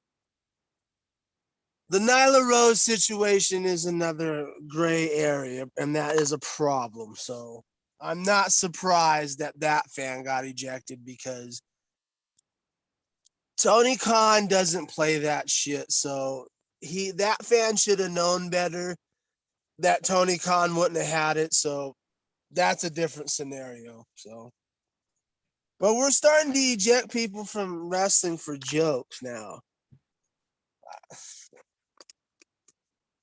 At this point, and when I will put this out there, people have brought in over the decades some of the most outrageous, stupid, dumbass signs that have nothing to do with nothing. You know, I saw a guy that had a sign that said, "Your mother sucks cocks in hell." One other guy had a sign that said, "Eat at Joe's." Like, wrestling fans are stupid and they're nuts. That's all I can tell you. You should be happy they're not jumping the guardrails again and trying to swing at you people. Because that's where the problem becomes when these nuts start trying to take physical violence. So, but that's what happened with the two fans that got ejected this week. Okay, interesting. Because remember, I told you about LeBron. So Yeah, when I heard of so LeBron James. So this is so this happened around late November of last year. So this is posted by this is on the NewYorkPost.com, November 25th, 2021. The title is "Why LeBron James Had Obscene Pacers Fans Kicked Out of Game." So it says here, LeBron James had his reasons. The Lakers star explained Wednesday why he had two Pacers fans ejected in overtime of his team's 126-116 win in Indiana, including a clutch three-pointer that helped clinch the victory. Quote, "When obscene gestures and language come into it, it can't be tolerated," James told reporters. "There's a difference from cheering for your team and not wanting the other team to win, and things I would never say to a fan, and they shouldn't say to me. James, who finished with 39 points, did not specify what the fans, who appeared to be a couple, said to him. One fan, who alleged to be sitting near the two, provided some apparent insight. So let me just click on that. Oh, and of course it's via Twitter. So so the fan that was right beside the couple said, I was there. It was more than those two, but they were the loudest. The girl said, I hope LeBron gets in a car wreck. The guy kept chirping chicken sound. Bronny's a BBB. It was weird, and they were asked by staff to cool it twice, but hey. And then that's, of course, when they got ejected. What they said? What? So the BBB. Well, I think it meant like LeBron is a bitch. Oh, okay. Yeah. But I thought it was gonna say he's a big black. No. Bronny's a B. It just says BBB. Okay. BIH. So I'm assuming it means bitch. Yeah. The only thing that I have a problem with is the girl saying, I hope LeBron gets in a car wreck. Like, yeah, that's too far. But other than that, the name calling is nothing new, especially in sports. Yeah, like so are you yeah, new to these games? Like, and that's why I discussed this with you as well when we were talking about, you were talking about that in wrestling, and then I remember seeing this online about LeBron getting these fans kicked out. And back to the article, it says the woman who got the boot shed some fake tears and made a pouty face on her way to the exit. Because it seemed like they were proud too. Because I remember seeing the video of her, like, and they were walked out, and they were courtside. They had really expensive tickets because they were right there on the court. Well, they got LeBron's attention, so they had to have been close. Right. So it says here, though there were no other objections by the foul-mouthed couple, James was coming off a one-game suspension, which kept him out of the Lakers' loss to the Knicks on Tuesday night for elbowing. Oh, that's when he elbowed the Pistons' Isaiah Stewart in a bloody Sunday melee. Now, see, you don't have much of a leg to stand on when you're out here throwing lefts and rights, buddy boy. Now, come on. Right. And I remember I told you, you know who's a player who wouldn't give a shit about that shit if any fan told that to him? The real GOAT, Michael fucking Jordan. Because he would take that shit out in the court. And we also discussed Kobe wouldn't have done it either. Exactly. He would take it out on the court and score. That's pussy shit. And I'm tired of this. Like, I'm just tired of it because I'm more worried about, I'm more worried about these nuts that you're letting come to the arenas, jumping the guardrails, trying to start fist fights. You should be more worried about that and tighter security. Not some people making jokes. Like, stop this. Just stop. God, grow up. Yeah. So aggravating. If it was, I'd understand if there was racial slurs and they were being nasty and saying the N-word and all this and that. And Right. Stop it. It's jokes. Cut the shit. God. Yep. All righty. So from wrestling and sports to the Marvel Cinematic Universe. Woo-hoo. So this is from IGN.com. Spider-Man No Way Home has become Sony Pictures' highest grossing film of all time. Hell yeah. And of course. So it's official. Spider-Man No Way Home is now Sony Pictures' highest grossing film of all time, overtaking Spider-Man Far From Home. The film has earned $516.4 million at the domestic box office, on top of $644.9 million internationally. This amounts to a staggering worldwide total of $1.16 billion so far. And by the way, this was December 30th, 2021. So this is not updated from this weekend right now as we're recording. It's Saturday night, January 1st. So I'm sure by Monday, January 3rd, we will have updated box office results from the holiday New Year weekend. And I'm sure it's still going to be number one, and it'll just add more to its total accumulation. So yeah, it did open to 253 million domestic for the weekend debut, landing the third biggest opening ever. So, and it's still not right now. It's not out yet in certain countries. Namely the Philippines does not have it yet. They are not getting it until January 8th. So 7 more days for them. And I've been careful. I have not posted any spoilers on my Facebook feed in respect to family and friends in the Philippines who have not seen the movie yet. So Yeah, I heard they did all that hoopla without China as well, yeah, which That's is not- insane. yes, it is. So it just goes to, and it goes to show. Bye bye, China. Yeah, I mean, it goes to show if you really make a movie and you make not just a good movie, but it becomes this event, people will come out in droves. Ridley Scott. Not just the millennials, because it's safe to say Spider-Man has captured an audience of all ages. Yep. Gen Z, boomers, millennials with their damn cell phones. Because I'm a fucking millennial and I was there. Yeah, it just goes to show, hey, if you build it, they will come. And people have come out to watch Spider-Man, unlike any other movie this year so far, of course, or from last year. So, and it's no Matrix Resurrections money, but you know. Oh,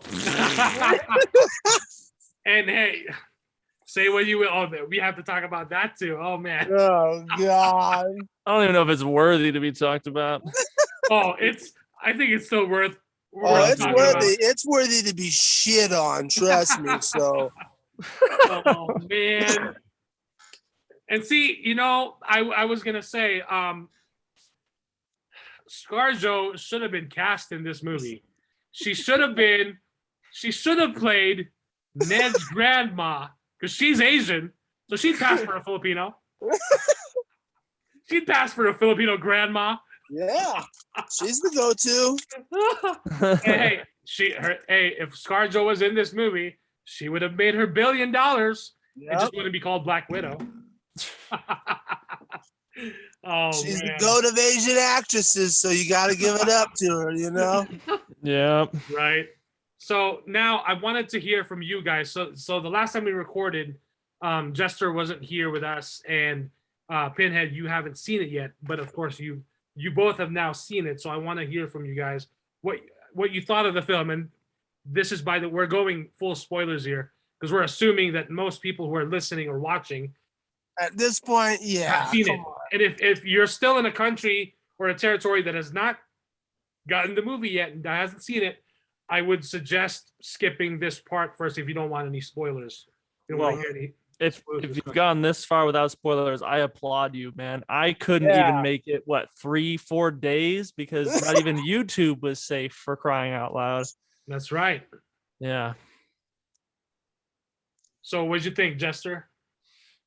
It surprised me in a good way. I didn't think it was gonna. I mean, I thought it was gonna be cool Spider-Man movie. It's gonna be fun. See the trio, but I didn't think that it was gonna be that good. It by far surpassed my expectations for sure. I mean, William Dafoe kind of just stole the show, in my opinion, with his Goblin.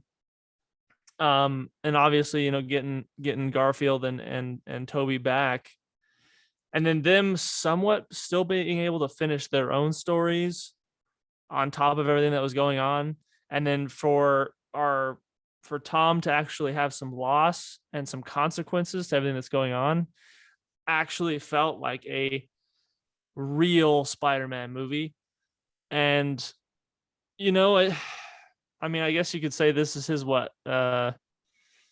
His trilogy to becoming Spider-Man, you know, instead of like a Spider-Man trilogy. But yeah, I didn't think it was gonna be this good. I was shocked. But you know, again, it was great to see Toby again because it's been so long since I've seen him. You know, last thing I saw was Spider-Man 3 in the theaters. You know, Right. Youth pastor Spider-Man.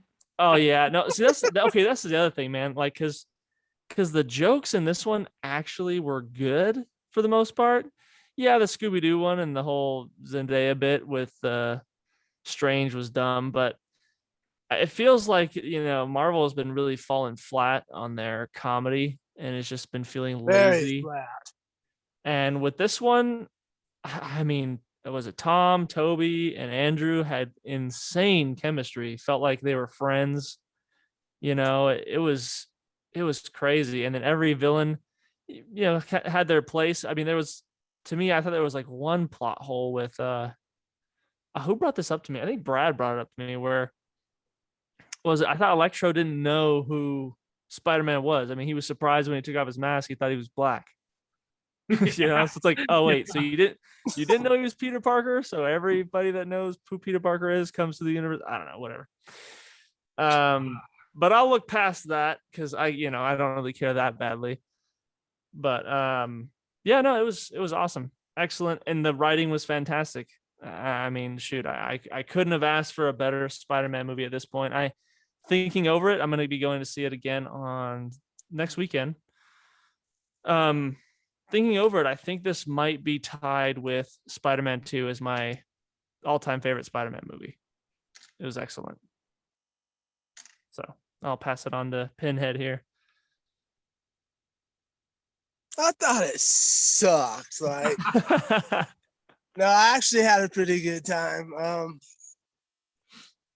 I might agree with that, but I still like Spider-Man 2 as the best so far. Still, it still is the best to me. This one's close though, because there was actual stakes that were. Homecoming I liked to an extent. Far From Home was fucking trash. I hate that fucking movie. It's garbage. This one actually has stakes where you're okay. There's a reason behind it. There's actually some sad moments. I mean, you did my girl dirty. You killed Aunt May. That kind of pissed me off. But hey, Marvel had to do something because they paint themselves in these holes. And now we're here where we're at. I did like the shot of his shitty version of the original Spider-Man suit at that end shot. That was cool because he can sew too. Because real men sew. But there was some great moments. I think William Dafoe did a great job. He was rotten to the core, which I was hoping would be the case because that's what we needed. Because he's the fucking Green Goblin. Molina, it was good to see Molina again. Yeah, some of the jokes for the most part did land, but some of them were just really fucking stupid too. But at this point, I take that because it's Marvel. Everything's got to be he bullshit with them. So I accept it at this point. But do I agree with what the dirt sheets are saying that this could be the best Marvel movie yet of all time? Sure. But when you had nothing but mediocre dog shit for so long, of course it's gonna be like I guess we could go Iron Man, the first Iron Man, Avengers, Infinity War, and then this movie for me. So this was a good film. They did a good job. So that'll tell me the next Spider-Man movie is gonna be absolute dog shit. But I had a great time. It kind of did the impossible with actually having, instead of just nostalgia with Toby and Andrew, it actually served the plot for once. It was actually crazy how they pulled that off. Yep, they did it. They did it right. They really did. And again, yeah, the chemistry was very well done. When Andrew Garfield is cracking Tobey Maguire's back, and that reference again to, oh, I've got my back so tight from all that web swinging, and he cracks his back, and then they're like, Peter 1, Peter 2, Peter 3. Yeah, like that one got me the best. I don't know why, but the Peter 3, like his reaction is just like, okay, I give up. Like, I guess. Yeah, and then what's really surprising and really exciting to see is all the people who were hating on or didn't like Andrew Garfield's portrayal of Peter Parker Spider-Man from years ago, from those two films, surprisingly are now like, oh my God, Andrew Garfield is awesome. It's like a lot of people are saying he had the best, like everyone loved seeing Tobey Maguire back, but he had the best arc as far as like, you know, when with his story and like even his performance, because he didn't get a third movie unlike these other two, and yet with the little time that he had, he got to you know, perform the shit out of that character, and you could tell he was just having fun. And that moment when he catches MJ and he really goes for it, he doesn't shoot any webs, he just fucking dives after her to catch her, and he lands and he catches that like whole face when he's just like, that made up for it. Everyone is like, ah, cheer. I don't know if you guys have been seeing reaction videos now. Oh, I have, yeah, on TikTok and there's that all scene. that stuff. But yeah, no, it just goes to show, man, he was bogged down by bad writing.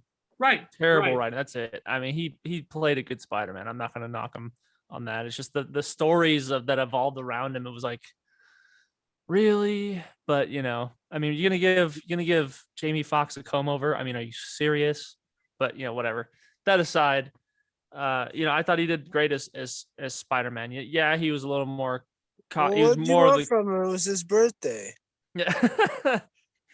I mean, what can you say? You know, he was more of the cocky kid from Queens than I personally was familiar with after Toby, but it didn't bother me that much. But yeah, anyway. Yeah. So now a lot of the talk and discussions is people would love to see Andrew Garfield get his third movie, which they can easily do because, and then supposedly like they're saying like, oh, give him the Sinister Six that he was supposed to get and add in Venom, because remember Venom when he traveled to the 616 MCU universe? Oh, he's back now. He just left a little splooge of symbiote. That was so dumb. Oh my gosh. Right? Why? That's why probably, did it have to be like that? That's my only complaint. Like, okay, you made a big fuss and then he's now back. So that, yeah, they sent him back. So that symbiote is now here, is now in the MCU. Well, it just goes to show that like Sony and Marvel have been cockfighting, and then you know clearly Marvel was like, well, I've got the bigger hand here. He's not going to be in the same universe. Got him. It's like, but why? Why would you have that end clip at the end of Carnage where he sees Tom, you know, being revealed, or Peter Parker being revealed as Spider-Man on the TV? And then he's not a part of that. And that's my problem with that. Like, it's almost identical to this one. Right. Like, okay, we stop doing that. Stop doing that. Just I don't know why they did that. Yeah. Because they want to. It's clickbait. It's Marvel and Sony clickbait. That's why. So dumb. I think that, yeah, that's, and now that this is Sony's highest grossing movie, they're like, more Spider-Man spin-off films. Yeah. Because yeah, it's in their contract. If they don't make any new media for like after a certain amount of time, they will lose the rights. And who's going to be sitting and waiting to pounce on that opportunity, you know? So, and that's why go ahead. Well, I just wanted, because I got it today. Did either one of you guys get in your email for your Cinemark the contest that they're giving out? No. For this thing? So I got an email today from Cinemark talking about sweepstakes that if you enter to go see either Spider-Man, I forgot what the other one, and then Morbius once it comes out. Oh yeah, yeah, You'll be- I saw that. Yeah, you'll be entered to win to go to the trip to LA, paid for by them. Oh, It's Morbius, Spider-Man, and I can't remember what the third film was. do I get to be Spider-Man when they No, fly me to LA? You get to meet your favorite actor, Yep. Jared fucking Leto, You get to Oh, meet the God. cult leader, Michael Yeah. Morbius. and he'll give you a personal trip of his abs. Oh, that guy, So, man. I'll pass. Speaking of Morbius, I was watching, I think it was a TikTok. Someone is speculating that in that Morbius trailer, when we see in the background, there's a poster, a picture of Spider-Man, and it's got like murderer written all over it. It's Toby's. That's what we thought, right? But Yeah, this person yeah. was speculating, what if that's Andrew Garfield's Spider-Man?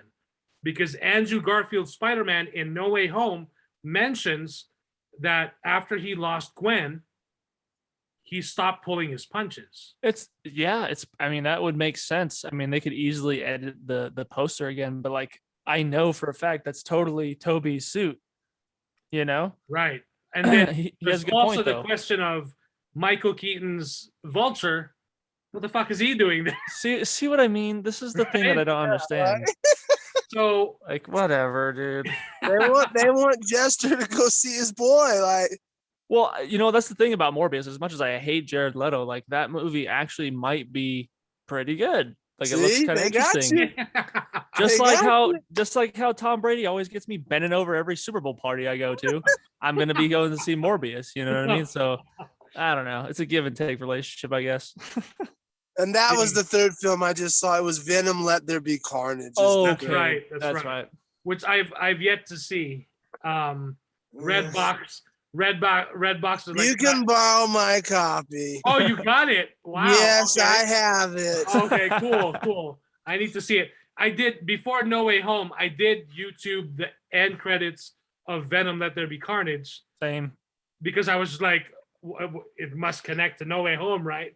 So when I watched it, I was like, okay, cool. We see Spider-Man. Holy shit, he's in this universe. And then they show the end credits or the mid credits in No Way Home, and I'm like, what the fuck? Okay, thanks. Got stuck in Mexico, you know. But whatever. And then he left a little piece of him behind before he left because that's possible. What I don't know, dude. Whatever. Yeah. I'm gonna go on a rant. It's gonna drive me nuts. I don't understand what they were doing with that. So, what did you guys think of the Doctor Strange in the Multiverse of Madness trailer at the end of it? Have you seen it before the movie? Did you see? Because I know they released it before them. I think in the second week. Oh, you're talking about the trailer for Multiverse of Madness? Yeah, because they. Yeah, they released it on YouTube now. So, did you watch it before you saw No Way Home? No, I saw it at the end of the credits. Okay, cool. On No Way Home. So did I, because I saw No Way Home the opening weekend. So. Right. So, Yeah. what did you guys think about that? Well, I could see the horror-esque thing coming through, but I'm worried they're going to be dialed back. I kind of want it to be, pretty dark. But I mean, especially that's Evil Strange, isn't it? Or Dark Side Strange or something like that? From What If? Because I mean, dude, Cumberbatch playing Dark Strange, that's gonna be cool. That's gonna be way cool. I don't know, maybe they can figure out their little plot holes or whatever they got going on with, the Multiverse Is that of Madness. Mephisto confirmed? Or? Right. That's what I'm saying. Like, they could figure out what they're doing with this whole multiverse thing, because like I can't. This is the thing that I think they're gonna cheese it with. They're gonna be like, oh, well, he kind of slipped through the cracks. Doctor Strange didn't really seal it up that fast, so we got this guy squeaked through here, and we got this squeaked through there. It's like that feels lazy to me. But this is what I hate about Marvel, is because they make it work somehow, and it drives me nuts. Like they still do that BS crap, but then they pull it off later, which, I mean, I guess I'll applaud them for it, but it still annoys me sometimes. Well, hey, at least they do a better job of explaining, like in No Way Home, Yes. how the villains come about, and instead of just saying somehow Peter Parker's Spider-Man's villain are here in this universe. Yeah, I mean, Somehow. I guess the only one that they kind of didn't do that with was with Electro. Like, oh man, I'm not blue anymore. Cool. Yeah. And like that's it. Like you're just kind of like, okay, He's not blue anymore, and he has his hair again. That's great. Right. But I don't know. Everybody else, I felt like they because they all got pulled away from different points, which I thought was cool. Yeah, it makes sense. But that was the only one that I didn't really. I bought it, but it's like, okay, so in this, he got pulled away from being the blue battery, to normal Jamie Foxx. Yeah, okay. I don't know. So what did you think of the trailer, Pinhead, for Doctor Strange from your boy Sam Raimi? Yeah, I like the potential it could be. I know we're not gonna get into Evil Dead territory because it's Marvel and it's Disney, but I really hope that Disney backs the fuck off and just lets him go as dark as he possibly can. Like Darkman, that was a good PG-13 film that, it tiptoed through the boundaries of real. I want to see the dark mysticism of Doctor Strange. I want to see that shit. I want to go through these multiverses and see some really dark, evil H.P. Lovecraft shit. If I don't get that, I won't care. I'll feel this as a failure, because that's the biggest reason why I wanted Sam Raimi on board in the first place. When they announced him, I'm like, all right. Obviously, we're not going to go into full-blown horror movie territory because we can't, because we'll have a lot of kids running out of the theater, bawling their eyes out, traumatized for the rest of their lives. But we do need to get on the razor's edge of it, because you're bringing in the dark Doctor Strange, his dark doppelganger. You're going to have to push some kind of darkness and a dark tone in this. Honestly, I mean, and please do not just be the Dark Knight tone, please. Stop doing that. No, I'm Sorry. saying that no. I'm just saying that Raimi can squeeze in. It was a perfect blend in the original Spider-Mans, where you had that horror-esque, like with Doc Ock in the hospital room. Like that was kind of a crazy little horror scene. You know what I mean? Yeah. And then you had Goblin in the burning building as the old lady. Yeah. So I mean, if they can do but I that, want a whole movie of that. I feel you. I just don't know if they're gonna do that. I know they're not. I guarantee they won't. It's Disney. At the end of the day, it's Disney. We can say Marvel, no, it's Disney at the end of the day. So they're not going to do that. But what I'm asking is, if we get as close to that as humanly possible before Disney wets their little huggies and their bodily dungarees have to be changed. Right? Because like you said, you're right. It can get right to the point where he can put his style in there and get right to the precipice of the cliff right before they go off. So just give him, all I'm asking is they give him room to breathe. That's all I want for him. I did like the idea of them doing that, because it takes it back to the old days of especially older horror films where they would show trailers at the end of horror movies, like Phantasm 2. Phantasm 2 did the exact same thing these guys did, because I heard a lot of people crying about, oh, well, it's a trailer and it's not a post-credit. Well, that's fine. They need to promote their next movie, and that's how you do it. Phantasm 2 did this with Wes Craven's film, The Serpent and the Rainbow. And if they hadn't done it, no one would have gone and seen that film. But because they did that, it made a lot more money than it would have. Now we're taking into account this is a Marvel film, so it kind of has to do it. Because at the end of the day, as we discussed before, this is a business. So they had to promote it. And I'm glad they did, because now I know a little bit more. But like I said, I'm just hoping Disney doesn't wrap their hand around the throat of Sam completely and just choke the life out of him. Because we have been getting whispers and rumors and Grace Randolph type predictions that they are having some issues behind the scenes with this shit, and they're going to do reshoots. Oh man, major reshoots. Right. I'm getting very, very worried. And they had made that announcement right before 2 weeks before this Spider-Man in credit. So I'm getting a little worried. That's all I'll say, and I'll leave it at that. Yeah, I actually thought it was refreshing to see a trailer for the next Marvel movie at the end of this Marvel movie, rather than another bullshit scene. That them at Starbucks eating scones. I'm like, yeah. okay, I'm great. like, why are you guys Marvel fans are eating good all fucking year? Exactly, and they still They big. got WandaVision, Falcon and the Winter Soldier, Loki, Hawkeye.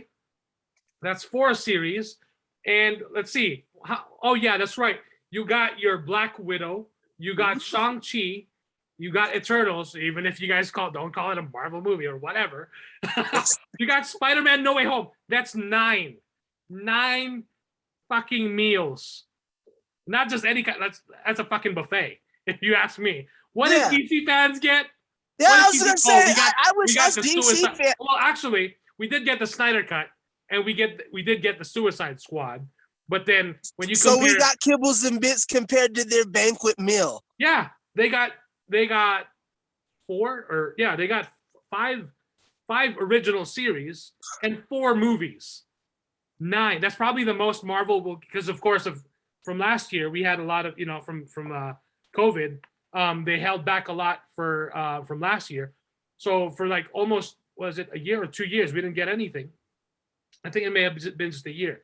And Marvel fans have eaten good this year. Whatever you say, Marvel fans have eaten good. So, and then they're complaining about, it should have been a post-credit scene, bullshit, or the Hawkeye finale. Oh, that stupid song. I'm like, really? Really? You guys have the fucking audacity to complain with all the shit Kevin Feige has brought to you? And you're fucking it should have been Falcon, it should have been Bucky and Sam watching the Rogers musical show. I'm like, who the fuck are you guys to complain? Like, shut the fuck up. Shut the fuck up. You guys have the audacity to complain after all this spread that you have? Like, what the shit, man? You guys gotta calm the fuck down. Anyway, yeah, that I need to see this movie again on the big screen. That's for sure. So do I. One more time before it goes out the door. Yeah, and I guess some people were saying you'll notice because of course spoilers, MJ and Ned forget who Peter Parker is because of Strange Spell. So with that's the great sacrifice that he had to do. So you'll notice when he goes to get some coffee at the coffee shop, MJ is still wearing the necklace that he gave her from Far From Home. Yeah. So, but then she doesn't remember where she got it from. She's like, "Oh, I've always loved that necklace." So my drug dealer boyfriend. And it's funny because there's all these memes now that are saying like MJ realize when MJ sees him when she sees Peter Parker at the coffee shop, like, this is the guy I have all the nude photos of on my phone. And then of course Ned, like, no idea. And they kind of set it up too. The whole like Toby Maguire's mentions to Ned that his best friend, he had to fight his best friend, and he held his best friend dying in his arms. And so that's why Ned like tells Tom Holland's Peter Parker, like, I'm never gonna fight you. I'm never gonna or I'm never gonna go bad or something like that. I'm like, oh shit, what are they trying to set up here? Like, holy shit. But that's the thing though, that I really like, because ever since Homecoming, they've made this trio work. Like the chemistry has worked so well. The friendship, and then of course his relationship with MJ, that it's rock solid. So, but yeah, all the memes are fucking hilarious. There's a meme comparing all the MJs we've had. So Kirsten Dunst, her MJ accidentally finds out you're Spider-Man, of course, because in Spider-Man 2, that's all by accident. It wasn't by design. The reveal to her of who Spider-Man really is. And then Gwen Stacy, I think it says, figures out, or no, you tell her you're Spider-Man. And then Zendaya is like, she tells you are Spider-Man. That's hilarious. Because of course, yeah, in Far From Home, like, she figures it out. But then again, that's also kind of a play on the whole Lois Lane not figuring out who Superman is. And it actually makes the character smarter, right? Because for the longest time, all these fans, quote unquote, of Superman are saying, well, Lois Lane is so dumb. Why does no one recognize Clark Kent as Superman? He's just wearing glasses. And yet, Man of Steel, what does my boy Zack Snyder do?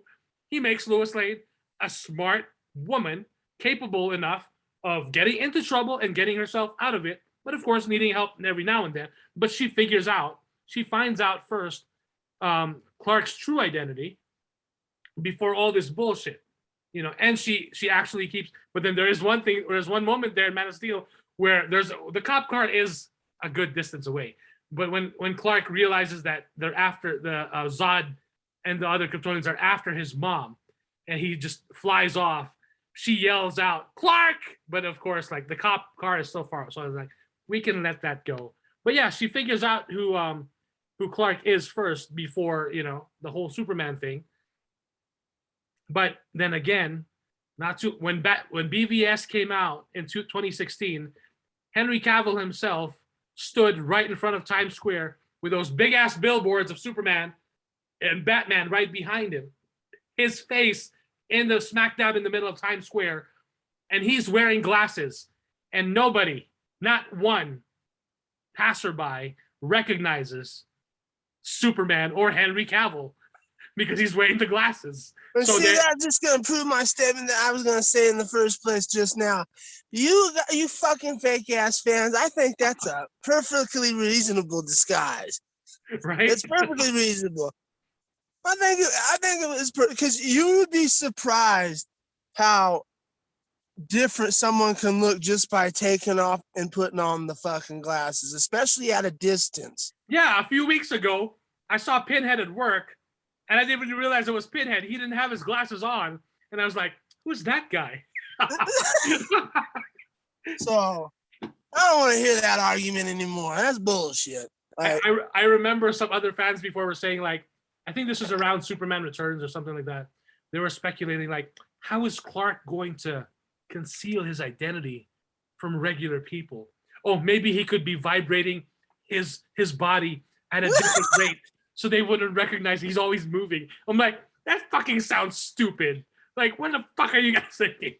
Holy and you shit, cried man. About the glasses? That's the shit. Or maybe he could dye his hair blonde. What the fuck? You guys gotta fucking calm down. Let's not forget where these stories are based. Yes, they are based from comic books.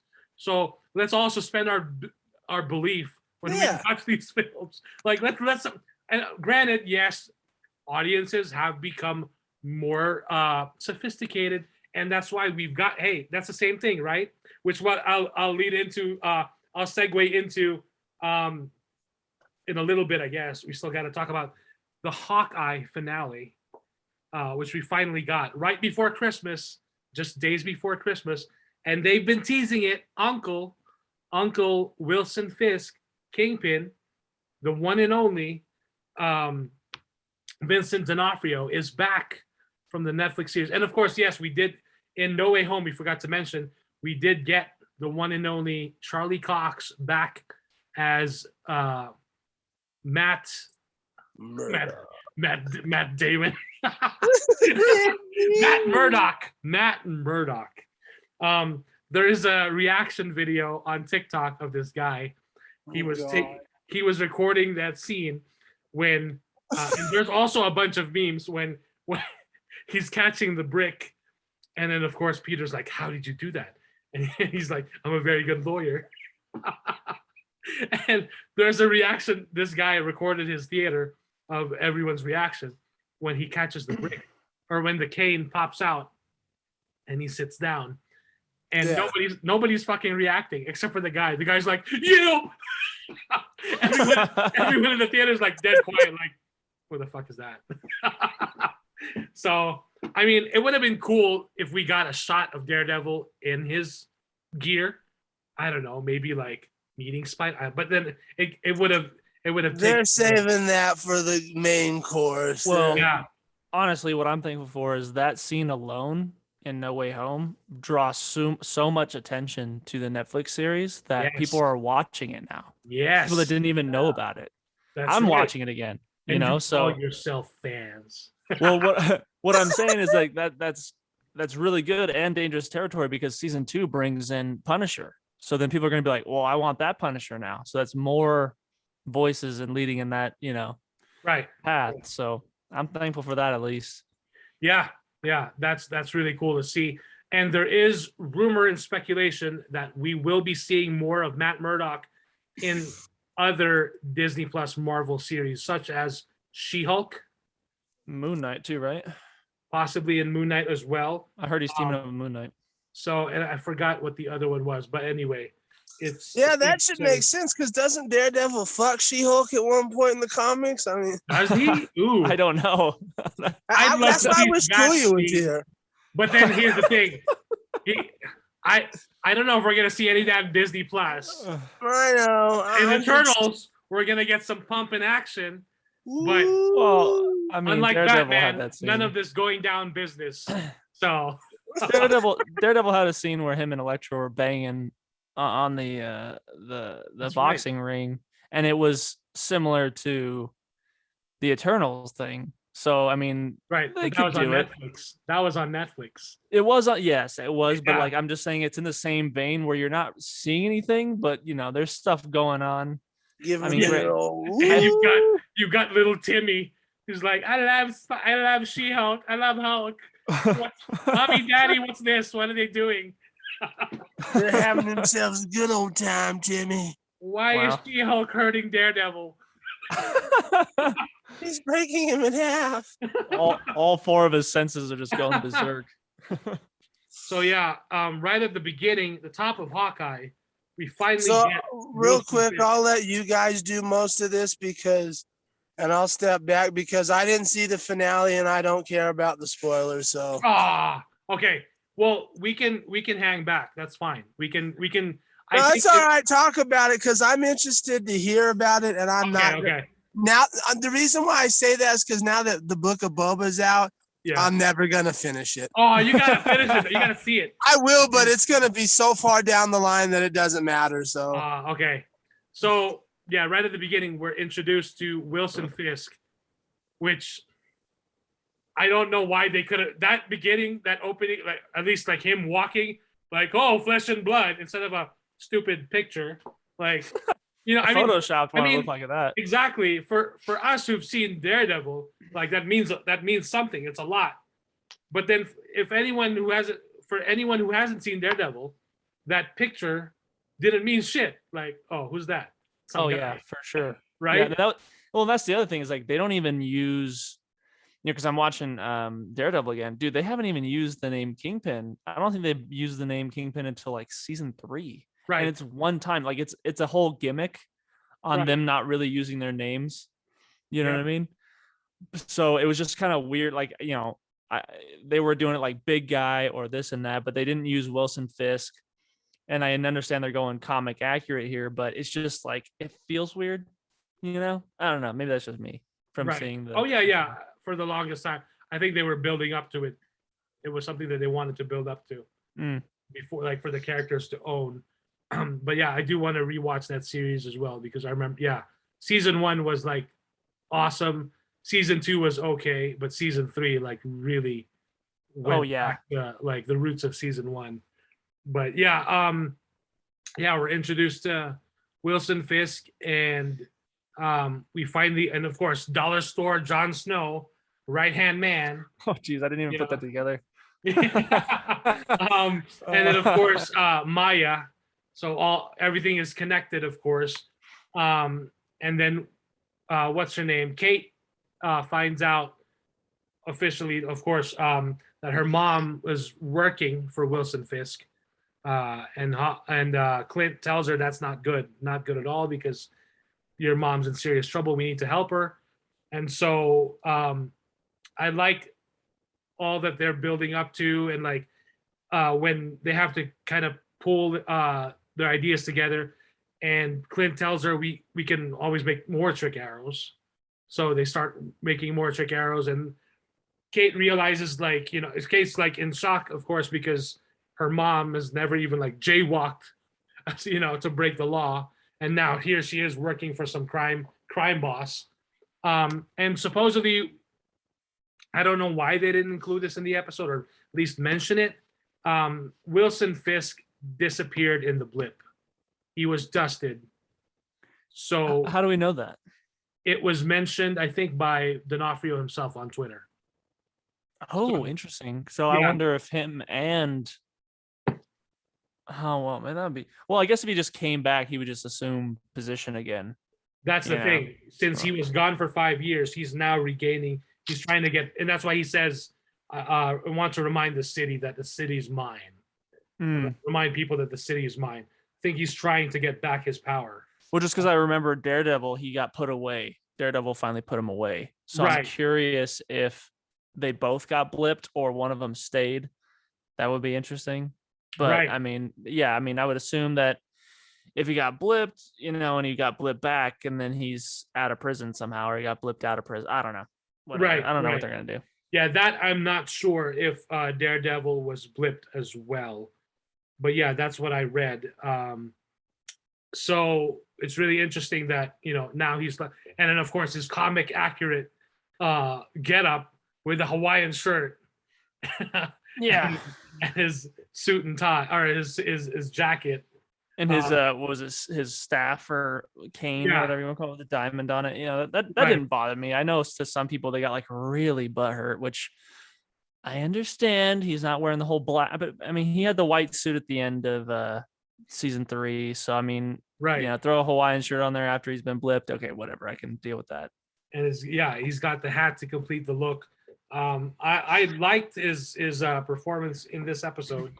It was just like he just, stepped into it easily. So, and then I liked, of course, so they were building up to the party, the gala, and then Clint and Kate are there to basically they know that something's going to go down because, of course, they want to take down Clint. So what's the name? The Bros. What's their moving? business name? I think it is Moving Bros or something like that. Or a pick a bro or something. Call a bro. Pick a bro. Yeah. Pick a bro, which I thought was always hilarious. I need a shirt.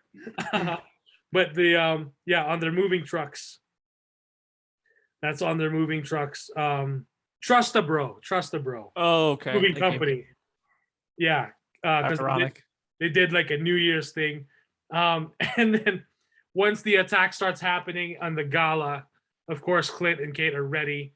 And they've got their team of LARPers. I like the LARPers because they introduced them episodes early on. And then they become friends and allies to Kate and Clint.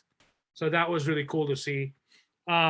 So there's, of course, Dollar's sword, Jon Snow, is sniping off of the other building. And Clint is trying to figure out dodge the bullet, basically. And so I like the action that ensues. And then, of course, Yelena is there to kill Clint.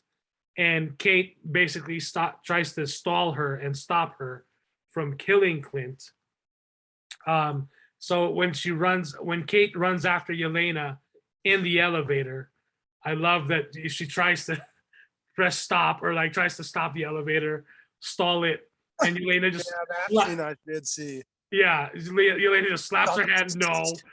And then she tries to like maneuver, and then Yelena ends up pulling off her jacket or her gown, and then she's got her suit ready, and she's like, "Did you plan that?" I just love their banter and their chemistry is just on point. And then Kate just like presses all the fucking buttons on the elevator, which I thought was like a kid, which was like fucking hilarious. And she's like, "No, don't do that," like in her sexy ass Russian accent. And then as she gets off the elevator, like they're running after each other. They're constantly fighting and stopping each other. So, and then Clinton, of course, is running into like the bros. They're basically infiltrated. There is a scene with Kate and her mother, and of course her future stepdad. Of course, he's already out of jail and he's brandishing a sword. because his name in the comic books is Swordsman. So, and of course, what does he end up doing here? Which I thought, actually, I like his character. His character is actually pretty funny. I like his, like he doesn't get like some of the jokes or some of the lines, like he said like a few episodes ago. But yeah, he starts like being a swordsman, fighting the bros, and then Clint is dealing with this. You know, he fights off Dollar Store Jon Snow on his own. Like they have a face off. Well, yeah, that's what everyone's calling him, Dollar Store Jon Snow. I didn't even put that together, but he basically is. Yeah, that makes complete sense. I mean, just the hair and just the facial hair, like you got it. But you know, Keith Harington. Yeah. Yeah, and then of course, meanwhile, earlier Maya like leaves, or like she's basically like, because she found out, of course, from Clint the previous episode that Clint Ronan was hired to basically kill off her father in that group. But then she noticed, like she asked, like, why wasn't Dollar Store Jon Snow? Why weren't you there? You're my dad's second in command. You're my dad's right-hand man. Why weren't you there? So she knew something was up, and that he knew that he was gonna die if he was there. So she put two and two together, and she's like, "Fuck this shit, I'm out." So, but yeah, and then of course, it's pretty cool that everyone was there was a speculation that Spider-Man would show up, because of course at the end of No Way Home, we see classic Spider-Man in that beautiful red and blue suit, handmade, homemade, or apartment-made suit, swinging right off of the Rockefeller Christmas tree, at the end of the of No Way Home. But we didn't get Spider-Man. People got greedy. I mean, come on, guys. We knew that wasn't going to happen. Yeah, right. They're like, real with ourselves. But yeah, I like that when Yelena basically gets to finally jump out the building, and she's scaling the building. Kate's like, "Oh, that looks cool. Let me try that shit too." She almost fucking dies. I'm like, "What are you doing?" Like, holy shit! You know you can take the elevator. You did that a few episodes ago, but she's actually, she knows what's at risk. So she's actually like, you know, and I do want to mention the line that she tells Clint earlier in the episode when they're making their trick arrows, that she realized like, you made me realize something. She says something like, "You made me realize that I didn't have to have any powers to be a hero. I didn't have to come from another planet or like shoot laser from my hands or fly to like be a hero." So because, you know, he's just a guy with a stick and string basically. But because of that, like when she saw him years ago in the attack of New York, he inspired her to become a hero. So I thought that was a really cool line in exchange with them. But yeah, so Yelena scaling down, she almost shoots Clint just as he dodges it. And then of course, Kate chases after her, and she miraculously lands on her 2 feet. She's okay. And Clint tries to jump out, and when he does, when he jumps out, he ends up on the tree for whatever. He ends up on the actual Rockefeller Christmas tree, and he's just hanging out there.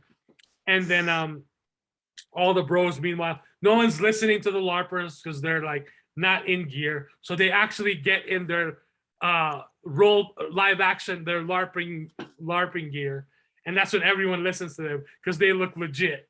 Because they're just trying to evacuate people. Like, fucking listen, we're trying to get you to a safe. And that little shit, I like the exchange of the little shit, the little rich spoiled brat, the other Armand, the kid Armand. Yeah, he's like the 5th or 6th or something. Yeah. When he tells, and then the other Armand tells him like, "Remember that time when you peed in your pants?"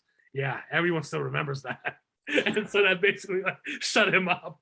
Like, yeah, that's right, you spoiled little shit. He was like, "Oh, I'm gonna inherit your wine collection." Like, what the fuck? He's like, you can't even drink wine, and he's like, "I'll grow into it." Yeah, exactly. Like, what the shit? So yeah, but yeah, it was a great episode. Lots of cool action, especially once they're together. most of the action, big action takes place right at the ice rink below. They're shooting their trick arrows. And then at one point they do have a PIM particle arrow, which Kate shoots at one of the Trust the Bro vans. And so when she shoots the arrow at the van shrinks to like the size of a Hot Wheel. And the owl that Clint sees inside the Rockefeller Christmas tree just swoops down and picks it up. Like, fuck you guys, I'm eating you. Like, and there they go. So thought it was interesting how Yelena was just like ready to fucking kill Clint. And she's like beating him, and he's like taking it. And I'm like, what the fuck? Like, how are you gonna stop her from killing you? She's a fucking Black Widow, and she's like hell bent on, revenge. And she's telling him, tell me the truth, what really happened. And he's just like, he's telling her the truth, but she doesn't want to listen. She doesn't want to accept the truth. And I'm just like, just give her a Blu-ray of Endgame so she can see. Like, holy shit.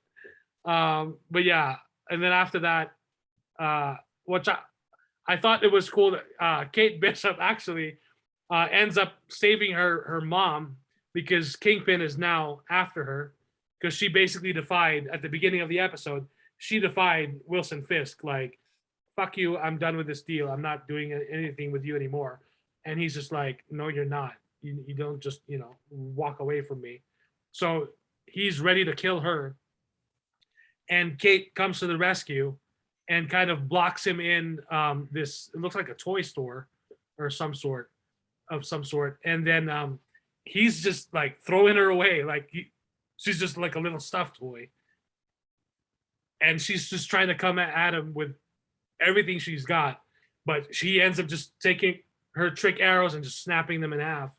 And because of that coin flip trick, she figures out, she flips, was it a pin or like a coin at one of the trick arrows? And it basically sets off like this, it basically blows up, and that knocks him out. And she basically gets to save her mom, which I thought was cool. And which I thought was also really cool was that she actually gave up her mom because she just knew that it was the right thing to do after all that her mom did, because she basically framed her own fiance for the death, for the murder of the older Armand Sr. And she wasn't going to let her mom. And she's just like, her mom's just like, is this what heroes do? Arrest their moms on Christmas? And there was someone made a meme, and they're like, yeah, bitch, you're going to jail. Like, hello, you're not getting away with that. Oh, did you expect a little slap on the wrist? Like, but of course she's rich, so who knows how long she would have been in jail. Like, Yeah, Karen wanted to get it out scot-free, yeah. Yep. So, but yeah, the episode ends, and oh yeah, I forgot to mention how Clint stops Yelena from killing him. He just does the whistle that they used to do as kids. Yelena and Natasha did as kids, which is introduced in the Black Widow movie. So like, oh, there's the whistle. There's the whistle. So she's like, how did you know that? And it's like she just stopped. I used to fuck your sister. Yeah. I used to fuck her with my eyes because I'm married. So yeah, and so that stops her, and she's just like, truce. Let me give you my hand. That kind of bugged me. Like, there could have been a better way. That's I don't know. Yeah, so I don't know why he just couldn't explain to her, but then I guess there's no explaining to a Black Widow. Like, how, she would probably think that's also bullshit. There's this guy in a floating black robe who was calling us by the names of our parents and all this shit. Like, we had to sacrifice for so that, yeah, I guess that would have also been bullshit to her. Like, what the fuck are you talking about? But yeah, the episode ends. They get to go home for Christmas. Clint makes it home. And then he also takes Kate and Lucky, the dog, for Christmas. And then he actually shows her like, hey, I want to show you something. So they have a little ceremony, and they burn the Ronin costume on the barbecue grill. I don't know why in the barbecue grill. Because the barbecue grill is not gonna be fucking smelly and shitty. But not the sword. Let's keep the sword because that's fucking cool. That sword is fucking cool. You gotta keep. Hey, 'cause you never know when another blip happens and you want to murder half the world, or like the Yakuza.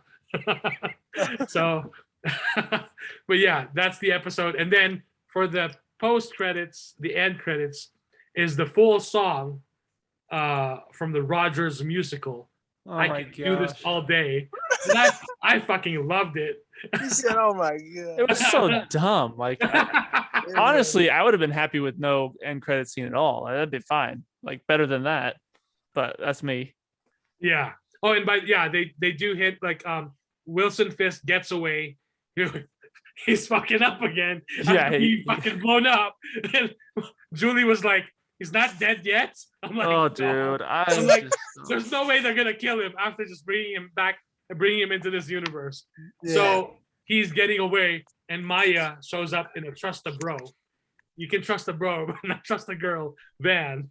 And she fucking pulls a gun on him, and the camera pulls away, and you hear the boom, a gunshot. So, but then who Smile knows? and wait for the flash. Kate Bishop shot a fucking arrow at Wilson Fisk's chest, and he had just like hit him, and he just like took it out like it was nothing. So Dude. I don't know if a gunshot would even, hurt him. All I could think of is that armor that he had in his suit from the Daredevil series. It's the only thing that I can think that makes sense. That's That right. but I don't know, dude. Maybe he has some of that cloth on his face, so that's how he survives the gunshot. They decided to bring him back. Because man, I thought that was so stupid. I was like, really? This is what I understand. I'm not dumb. You guys have made it very clear. It was in the comics and this is what happens. I understand. I still don't have to like it. It was really dumb. Yeah, I think they just Yeah. did it for effect. There's no way they're just gonna kill him easily. Like Yeah, I would agree, but it just, I don't know, man. This episode was so crammed. It felt so rushed. My inner Pinhead's coming out. I feel like this was just terrible. It was just such a bad episode. And like, honestly, it wasn't even that great of a show or a series. It's like, yeah, let's, you know what? We love Hawkeye. And, those people that love Hawkeye, oh man, so you guys are going to get a show? Psych. The Benchwarmer is still going to get Benchwarmer his own show from every other character that decides to show up. It's like, come on. I don't know. And, every time he was on screen, his humor was great. Everybody else's humor kind of sucked. I will say Kate Bishop had some lines. I think the one that like really made me laugh was when she was trying to get into the auction, and she said that, oh, Gary sent me down here. And then he's like, well, I'm Gary, and she's like, you don't even know my name. And then like she threatens, she like quits or whatever. Like, I don't know why that made me laugh, but it made me laugh. that was hilarious. That was hilarious. But yeah, that last, I was kind of hesitant, but all the way to the 6th episode where they like to just fudge packed everything in. It was like, come on, man, why'd you have to cram so much in one episode? It made it look, I think I'm alone on this one, because even my pop was like, I don't know what you're talking about. I thought that episode was great. So maybe I'm I'm the odd man out here, but it's just like, good. well, it's like, come on, man. Really, Kate Bishop's first fight is Kingpin, and then he gets spanked, at the end with an explosive. Like, come on, man. Because reasons. Right? That's all we got.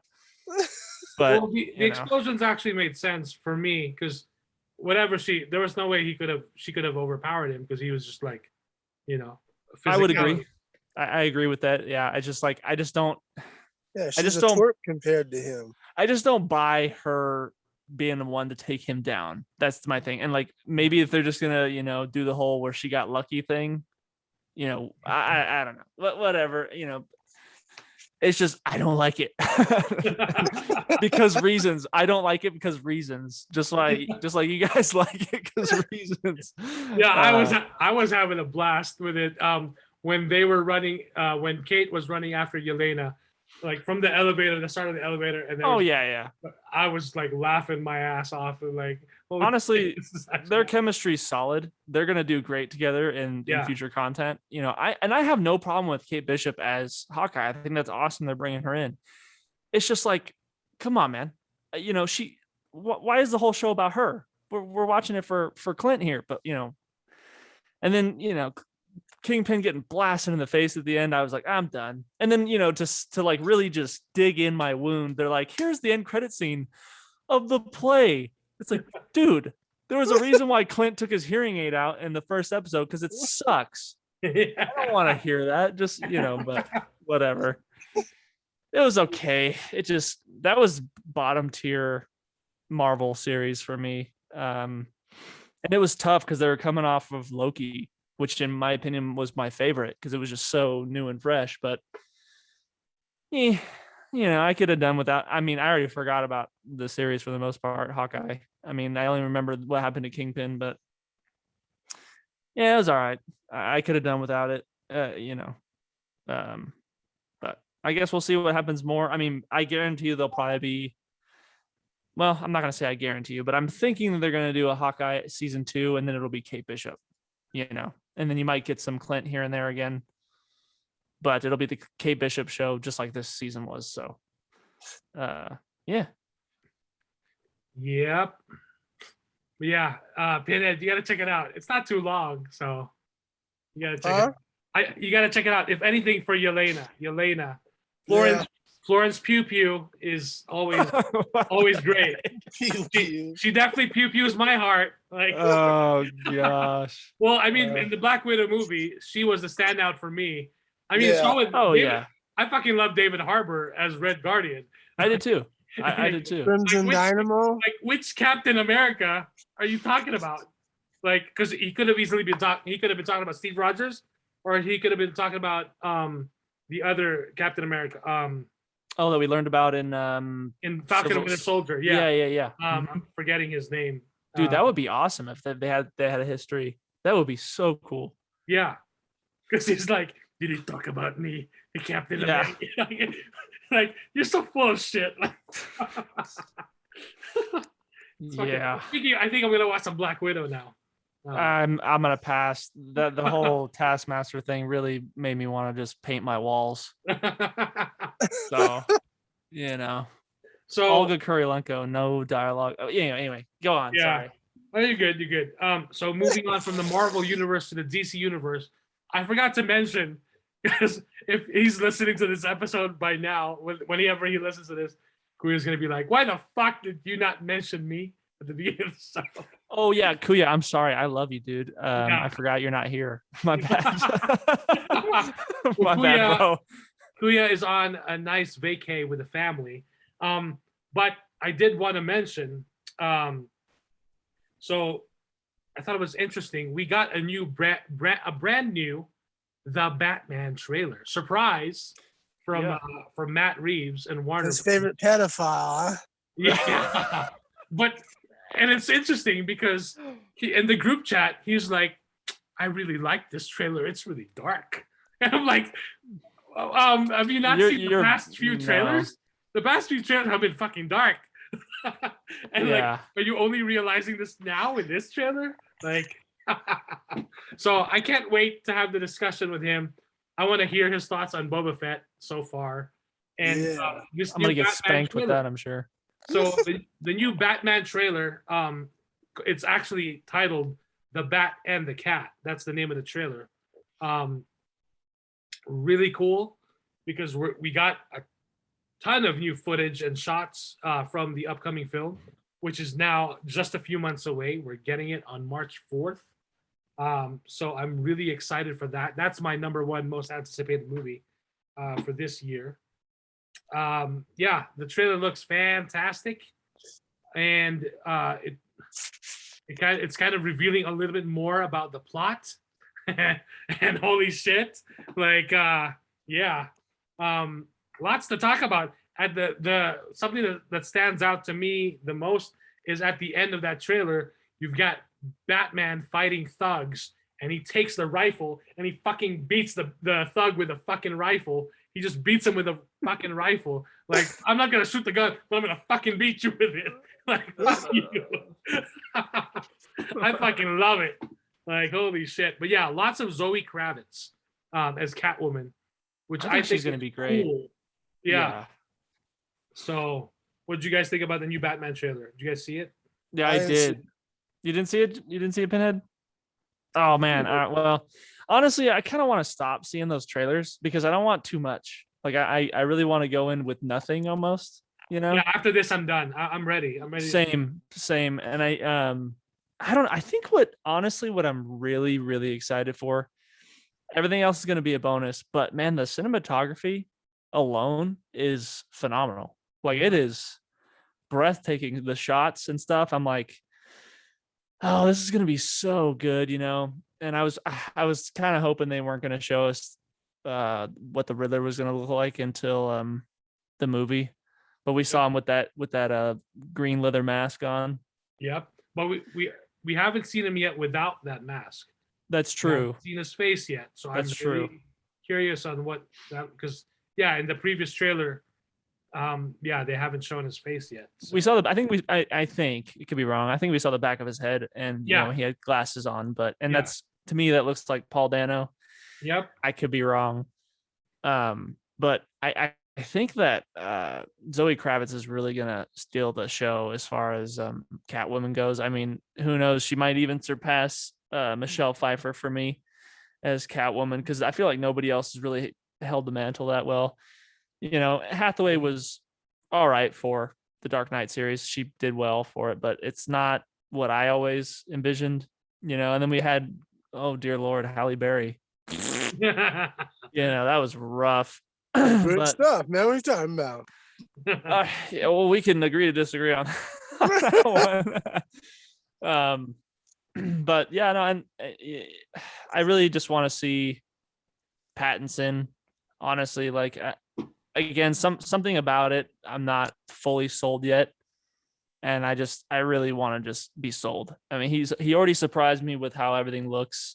I think he's going to do a great job. I'm not going to knock that, but I'm waiting for the full experience at this point. So I think it's going to be really dark. It's definitely going to be the darkest one we've seen for sure, which is good, you know? Yeah, well, someone was complaining on the interwebs the other day.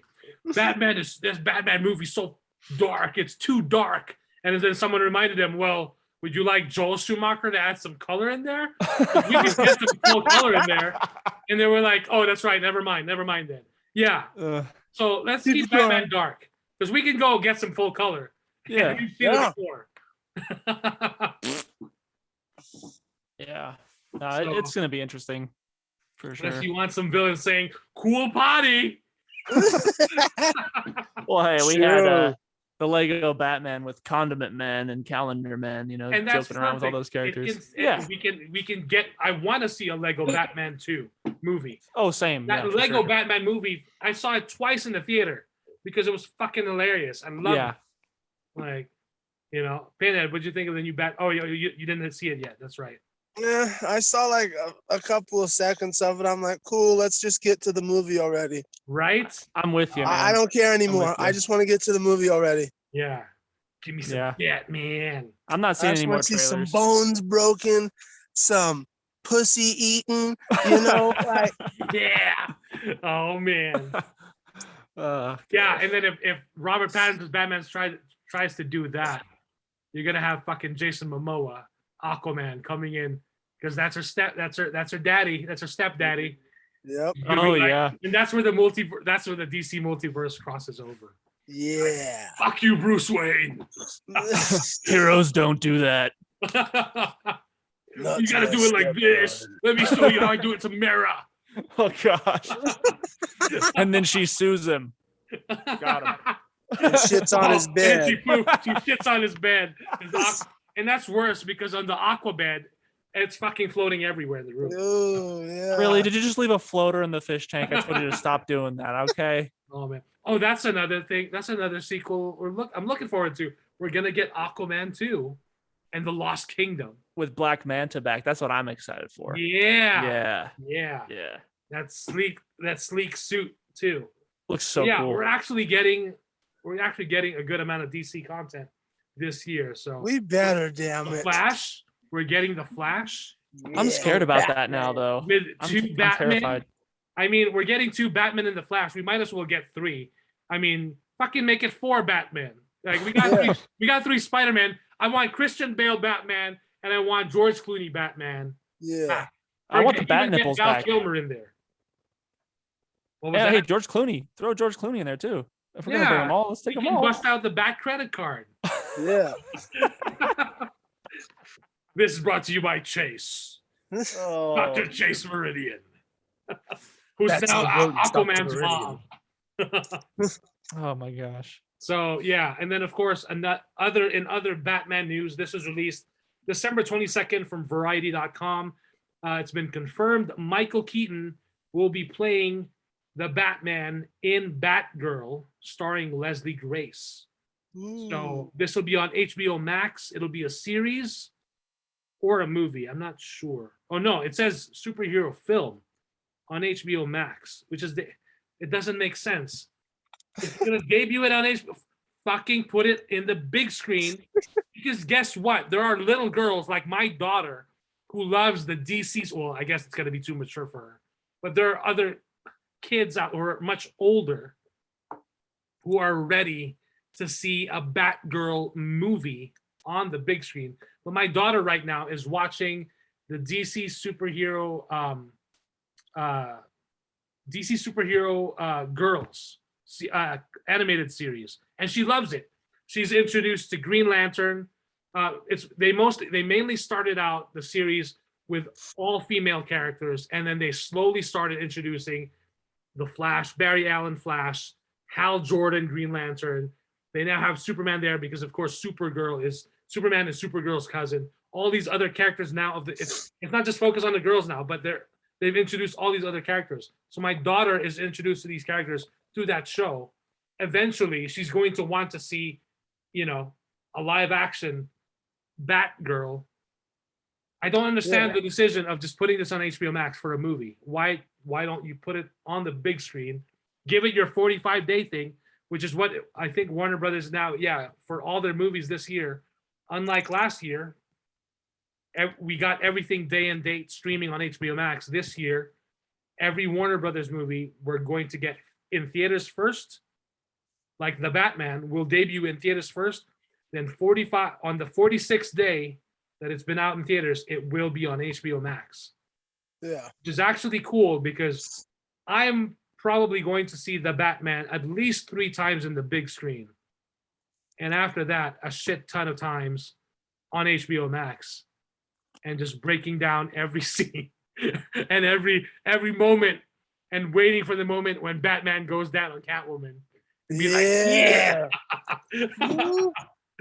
But someone's gonna make that edit. It's gonna happen. I can't wait for that edit. So yeah, Michael Keaton is coming back as Batman for Batgirl, which is weird and odd because the Commissioner Gordon for this is going to be J.K. Simmons, who was the Commissioner Gordon in Justice League. And the Batman there was Batfleck. But of course, we know Ben Affleck confirmed that he's done with playing any IP characters. His last round as Batfleck will be in the Flash movie. So, which is interesting. I guess something will happen there. Will Michael Keaton, I guess, will cross over? His Bruce Wayne will cross over to that universe or something. So I guess you can call it, it's basically a play on Batman Beyond, where he's going to play mentor to a younger Batman, but it's Batgirl. So, but either way, I'm excited because it's Michael fucking Keaton. And he was a great Batman. I'm excited. I'm looking forward to seeing him back in the Flash. But the fact that we're going to get more of him in Batgirl, I don't know how much he's going to suit up in Batgirl, but I'm still excited because he's now going to be playing. I mean, for the longest time, there's been photoshops of older Michael Keaton as Bruce Wayne, older Bruce Wayne, being a mentor to Terry McGinnis. But if we're not going to get that, we're kind of getting it. Warner Brothers is like, hey, you guys like Batman Beyond? You guys love it? We're going to give you something like it, but not exactly it. You like spaghetti? We'll give you fettuccine, and that'll be good. Meanwhile, Marvel, Kevin Feige. Oh, you love Tobey Maguire Spider-Man? Oh, you love Andrew Garfield? And you love those villains too. Fuck you guys. We love you. Here you go. So, yeah.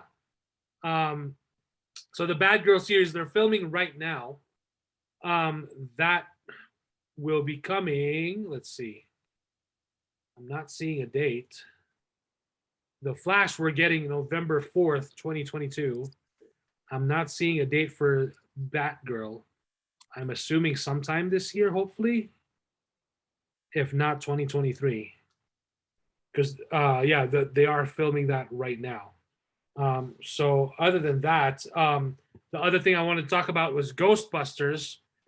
There was a whole spiel because, of course, Ghostbusters Afterlife won the hearts of Ghostbusters fans everywhere. And now that there's going to be the Blu-ray and the box sets, Sony announced was it the Ultimate Ghostbusters collection? Oh, is it without the women's version? Is that what the whole beef Without the 2016 Answer the Call movie. However, they include the director of that film, Paul Feig, tweeted out because he was just like, I am butthurt. When I read the tweet, I was actually laughing because I'm like, bro, the things that you mentioned aren't worth. I don't know. So he tweeted. Let me see. Jeez. He tweeted. Dude, like, take the L. Can I just start with that? Can you just take the L and shut up?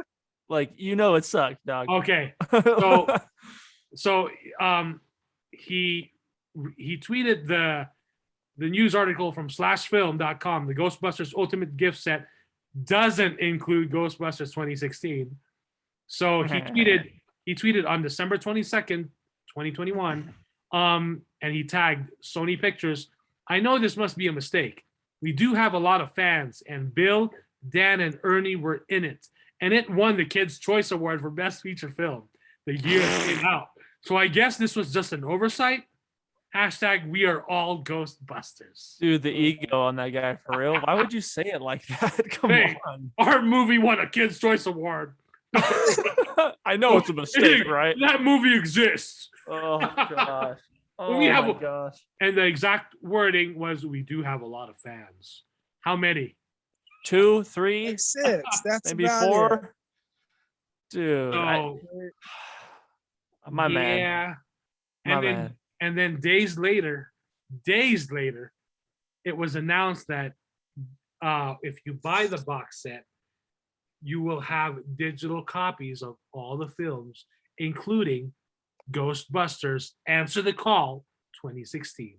Just not the disc, but it's going to be the digital. That's fine then. So you're going to get a digital code. So you can pretend it doesn't exist, just like a ghost. Yeah. Gosh, I wish you could hear it, but I could play the world's smallest violin for you, bud. You know what I'm saying? I'm rubbing my fingers together for you. But come on, man. Look, man, I understand you're proud of that movie. On you. Good job. But, man, it sucked. It did. It was so bad. And I felt like you didn't really honor the originals. So. Yeah, he just says, oh, the other guys were in it.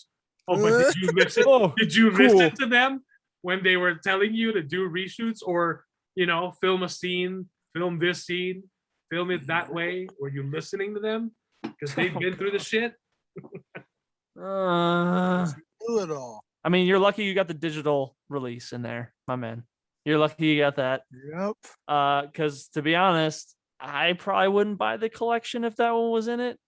And if I did, it would get really dusty because it would just sit there, never opened. It'd be a drink coaster. Yeah. For sure. I mean, I don't even know if it's worth that, but yeah. It could be a frisbee. When it goes back. I guess listening to the tweet, like I completely understand why you would be upset about that. It stings. It's definitely a jab at your movie, but why would you phrase it like that? Like, maybe come across with a little humility, then you might get some fans backing you up. But it just sounds egotistical on my side of the computer, because unfortunately that's all I've got to read is everything through my tone of voice when I read it, which isn't healthy, but that's how I hear that. It's just egotistical. But I don't know. I just it was bad, dude. Why can't you just be like, yeah, I blew it. I'm sorry, guys. It sucked. But man, I would have really hoped to have it in that collection. But unfortunately, I'm not worthy. I feel like that would have sounded better than what he wrote. Yeah, he's a scumbag. I can't stand that.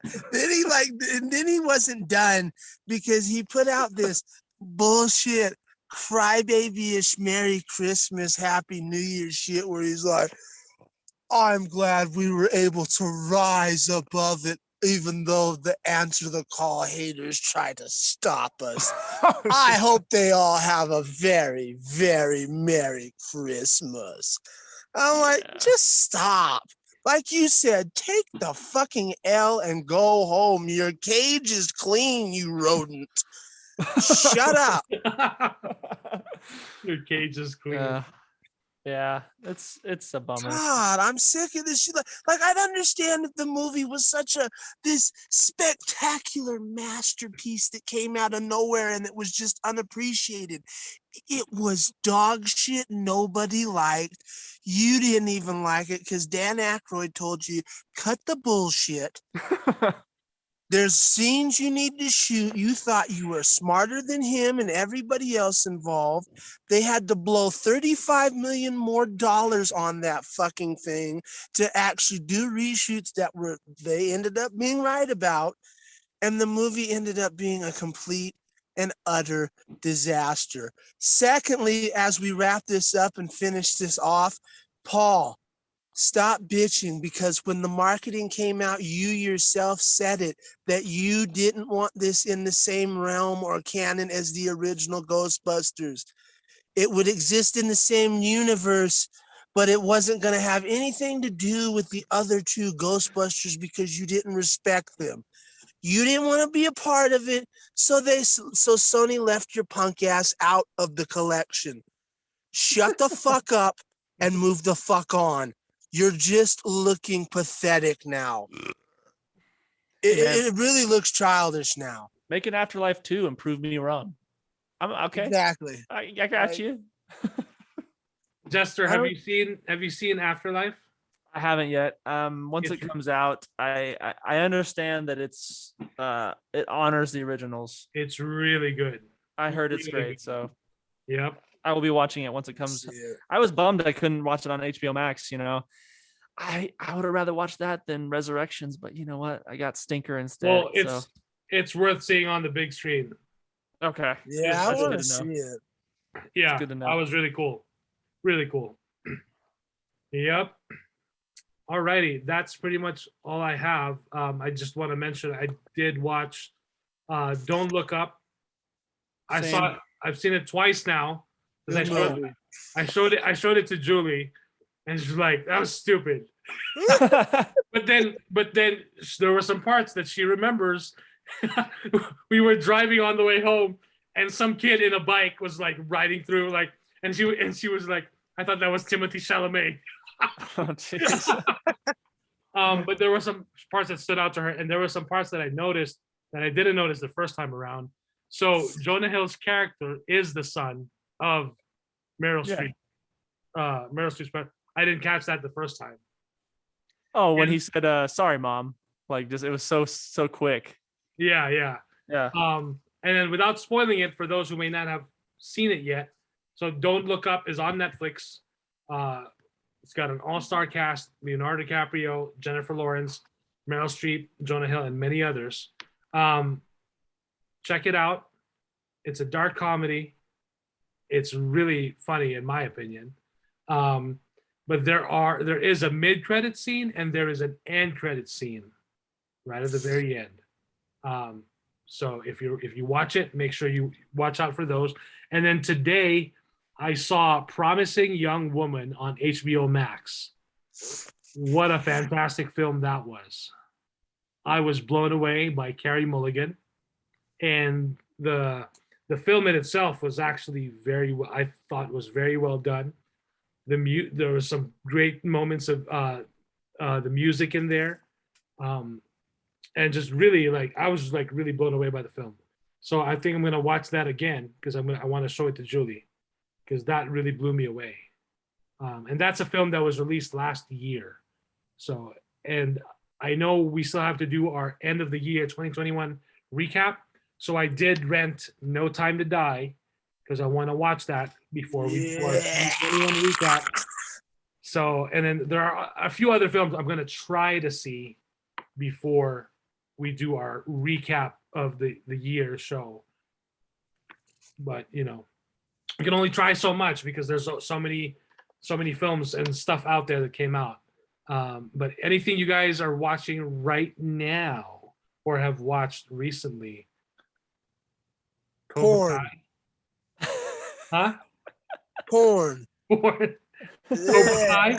Cobra Kai porn. Yeah, Oh, Cobra Kai was good. it was great, man. Okay. Dude, I'm still catching up. Season 3. Yeah, season 4 was solid. come bring on. How many season episodes? 5. You already finished? You already binged it, huh? It's 10. It's 10 like half-hour episodes. They're, Yeah. they're Okay. short. That's why it's such an It's easy easy binge. to do. Yeah. Yeah. That's And- all I did yesterday. And Dexter's coming to its end very, very soon. There's only 2 episodes left, so Is that the final? Like they're done after that, or are they gonna do more seasons? they're not gonna make any decision until they finally see all the numbers and see what Michael wants to do. Because Okay. if he doesn't want to do it anymore, they can't do it. I mean, without Okay. him, there's no Dexter. But he's saying he's really enjoying doing this, so we might get this might be a start of another series. So Mm. I'm And trying to then- be vague because if I say too much, I it's know. gonna spoil it for you, and you're gonna have to watch this. You I have know. to. I will. You I have will. to. I'm gonna get With that. Clancy Brown alone, you have to. Oh, of course. That's what I'm saying. Like So- once the episode or the last episode drops, I'm gonna get the free access for 7 days Yeah. and just binge the crap out of it. I'll let you know because we're on our way. The new Yeah. episode should have dropped already, as a matter of fact. Yes. Well, I just watched the recent episode of The Expanse, and I got a little butthurt today when I found out there's only going to be 6 episodes of this final season instead Oh, of 10. come on. And this is the last season, even though there's three more books. Yeah, so each season is a book, is what they've been doing. I got so butthurt, I started a hashtag. I'm asking HBO Max to pick it back up for the last 3 books, like expand The Expanse. I want more. 'Cause there's no way that. Yes. Yeah, hashtag expand The Expanse is what I'm trying to. Hopefully HBO Max will pick it up after Amazon's done. That'd be really cool. But I don't know if they will. It's If Bezos is willing to sell it, like, no one's gonna buy it. who knows, dude. Like, I just know once this episode's done and everyone's like, wait, that's it? They're not going to do any more? People are going to get butthurt. This is the same thing that happened when they canceled it from Sci-Fi. People got butthurt and then Amazon picked it up.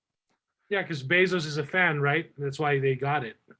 From what I understand, but I don't know like why. So they like shortened the budget on this one.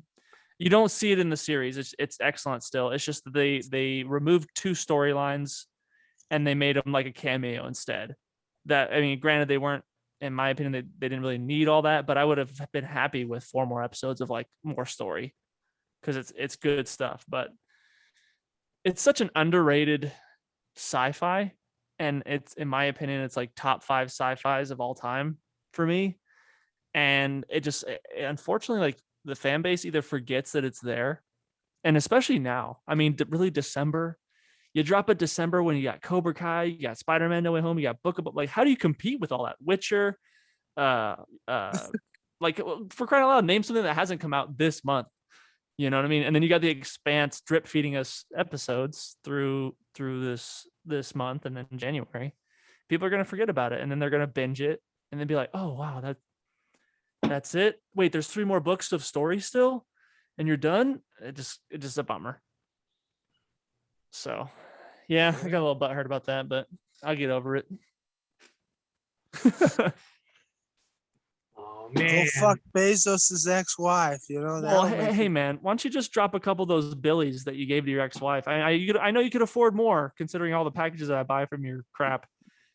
Put that into the Expanse series. Give me 3 more seasons. Nah, he's all about there's rocket ships now. Yeah. Origin rocket ships. We're going to space. Fuck the Expanse. I'm going to the Expanse. Okay, well then I'll meet you halfway, Bezos. If you just shave off what makes it look like a penis and whatever money that you get from that, put it into the 3 seasons of the Expanse. We'll call it good. All right. Just keep ordering more from Amazon Prime, and yeah. I guess so. Oh man. Yep. Oh, I did watch the South Park, The Return of COVID special. There are some funny moments. I'm actually surprised. I feel like they had the episodes ready to go, and of course they just add the dialogue later. Because there are some dialogue. There's some dialogue in there that I'm just like, that shit's happening exactly right now. Like, what the shit? Like, they must have just recorded it like crazy, like within the last, before they dropped it, within the last month or something like that.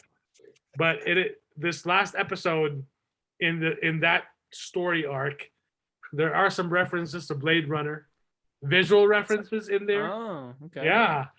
And there's just some really funny stuff. It didn't get me laughing out loud and crying like the pandemic special, but it wraps it up. It wraps up the story nicely. So okay. Yeah. Well, that was the thing about the pandemic special, was it hit us in our time of need, honestly. Right. And it won't happen again. I highly doubt it'll happen again. Yeah, that's true. That is true. But yeah, yep, that's pretty much it. You guys have anything else?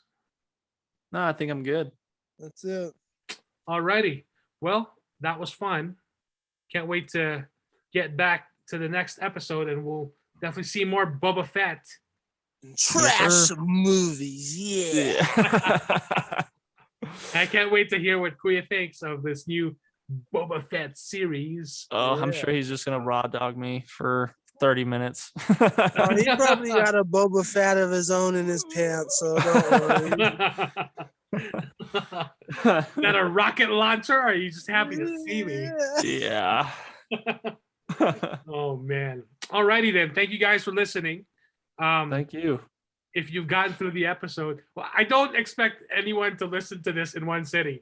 If you do, well, that's awesome. Yeah, you're a But G. if Thank you you. listen to it in parts, that's fine too. I mean, you consume it the way you want to. So, but yeah, we thank you guys for your support and for listening or watching. Stay tuned till the next episode.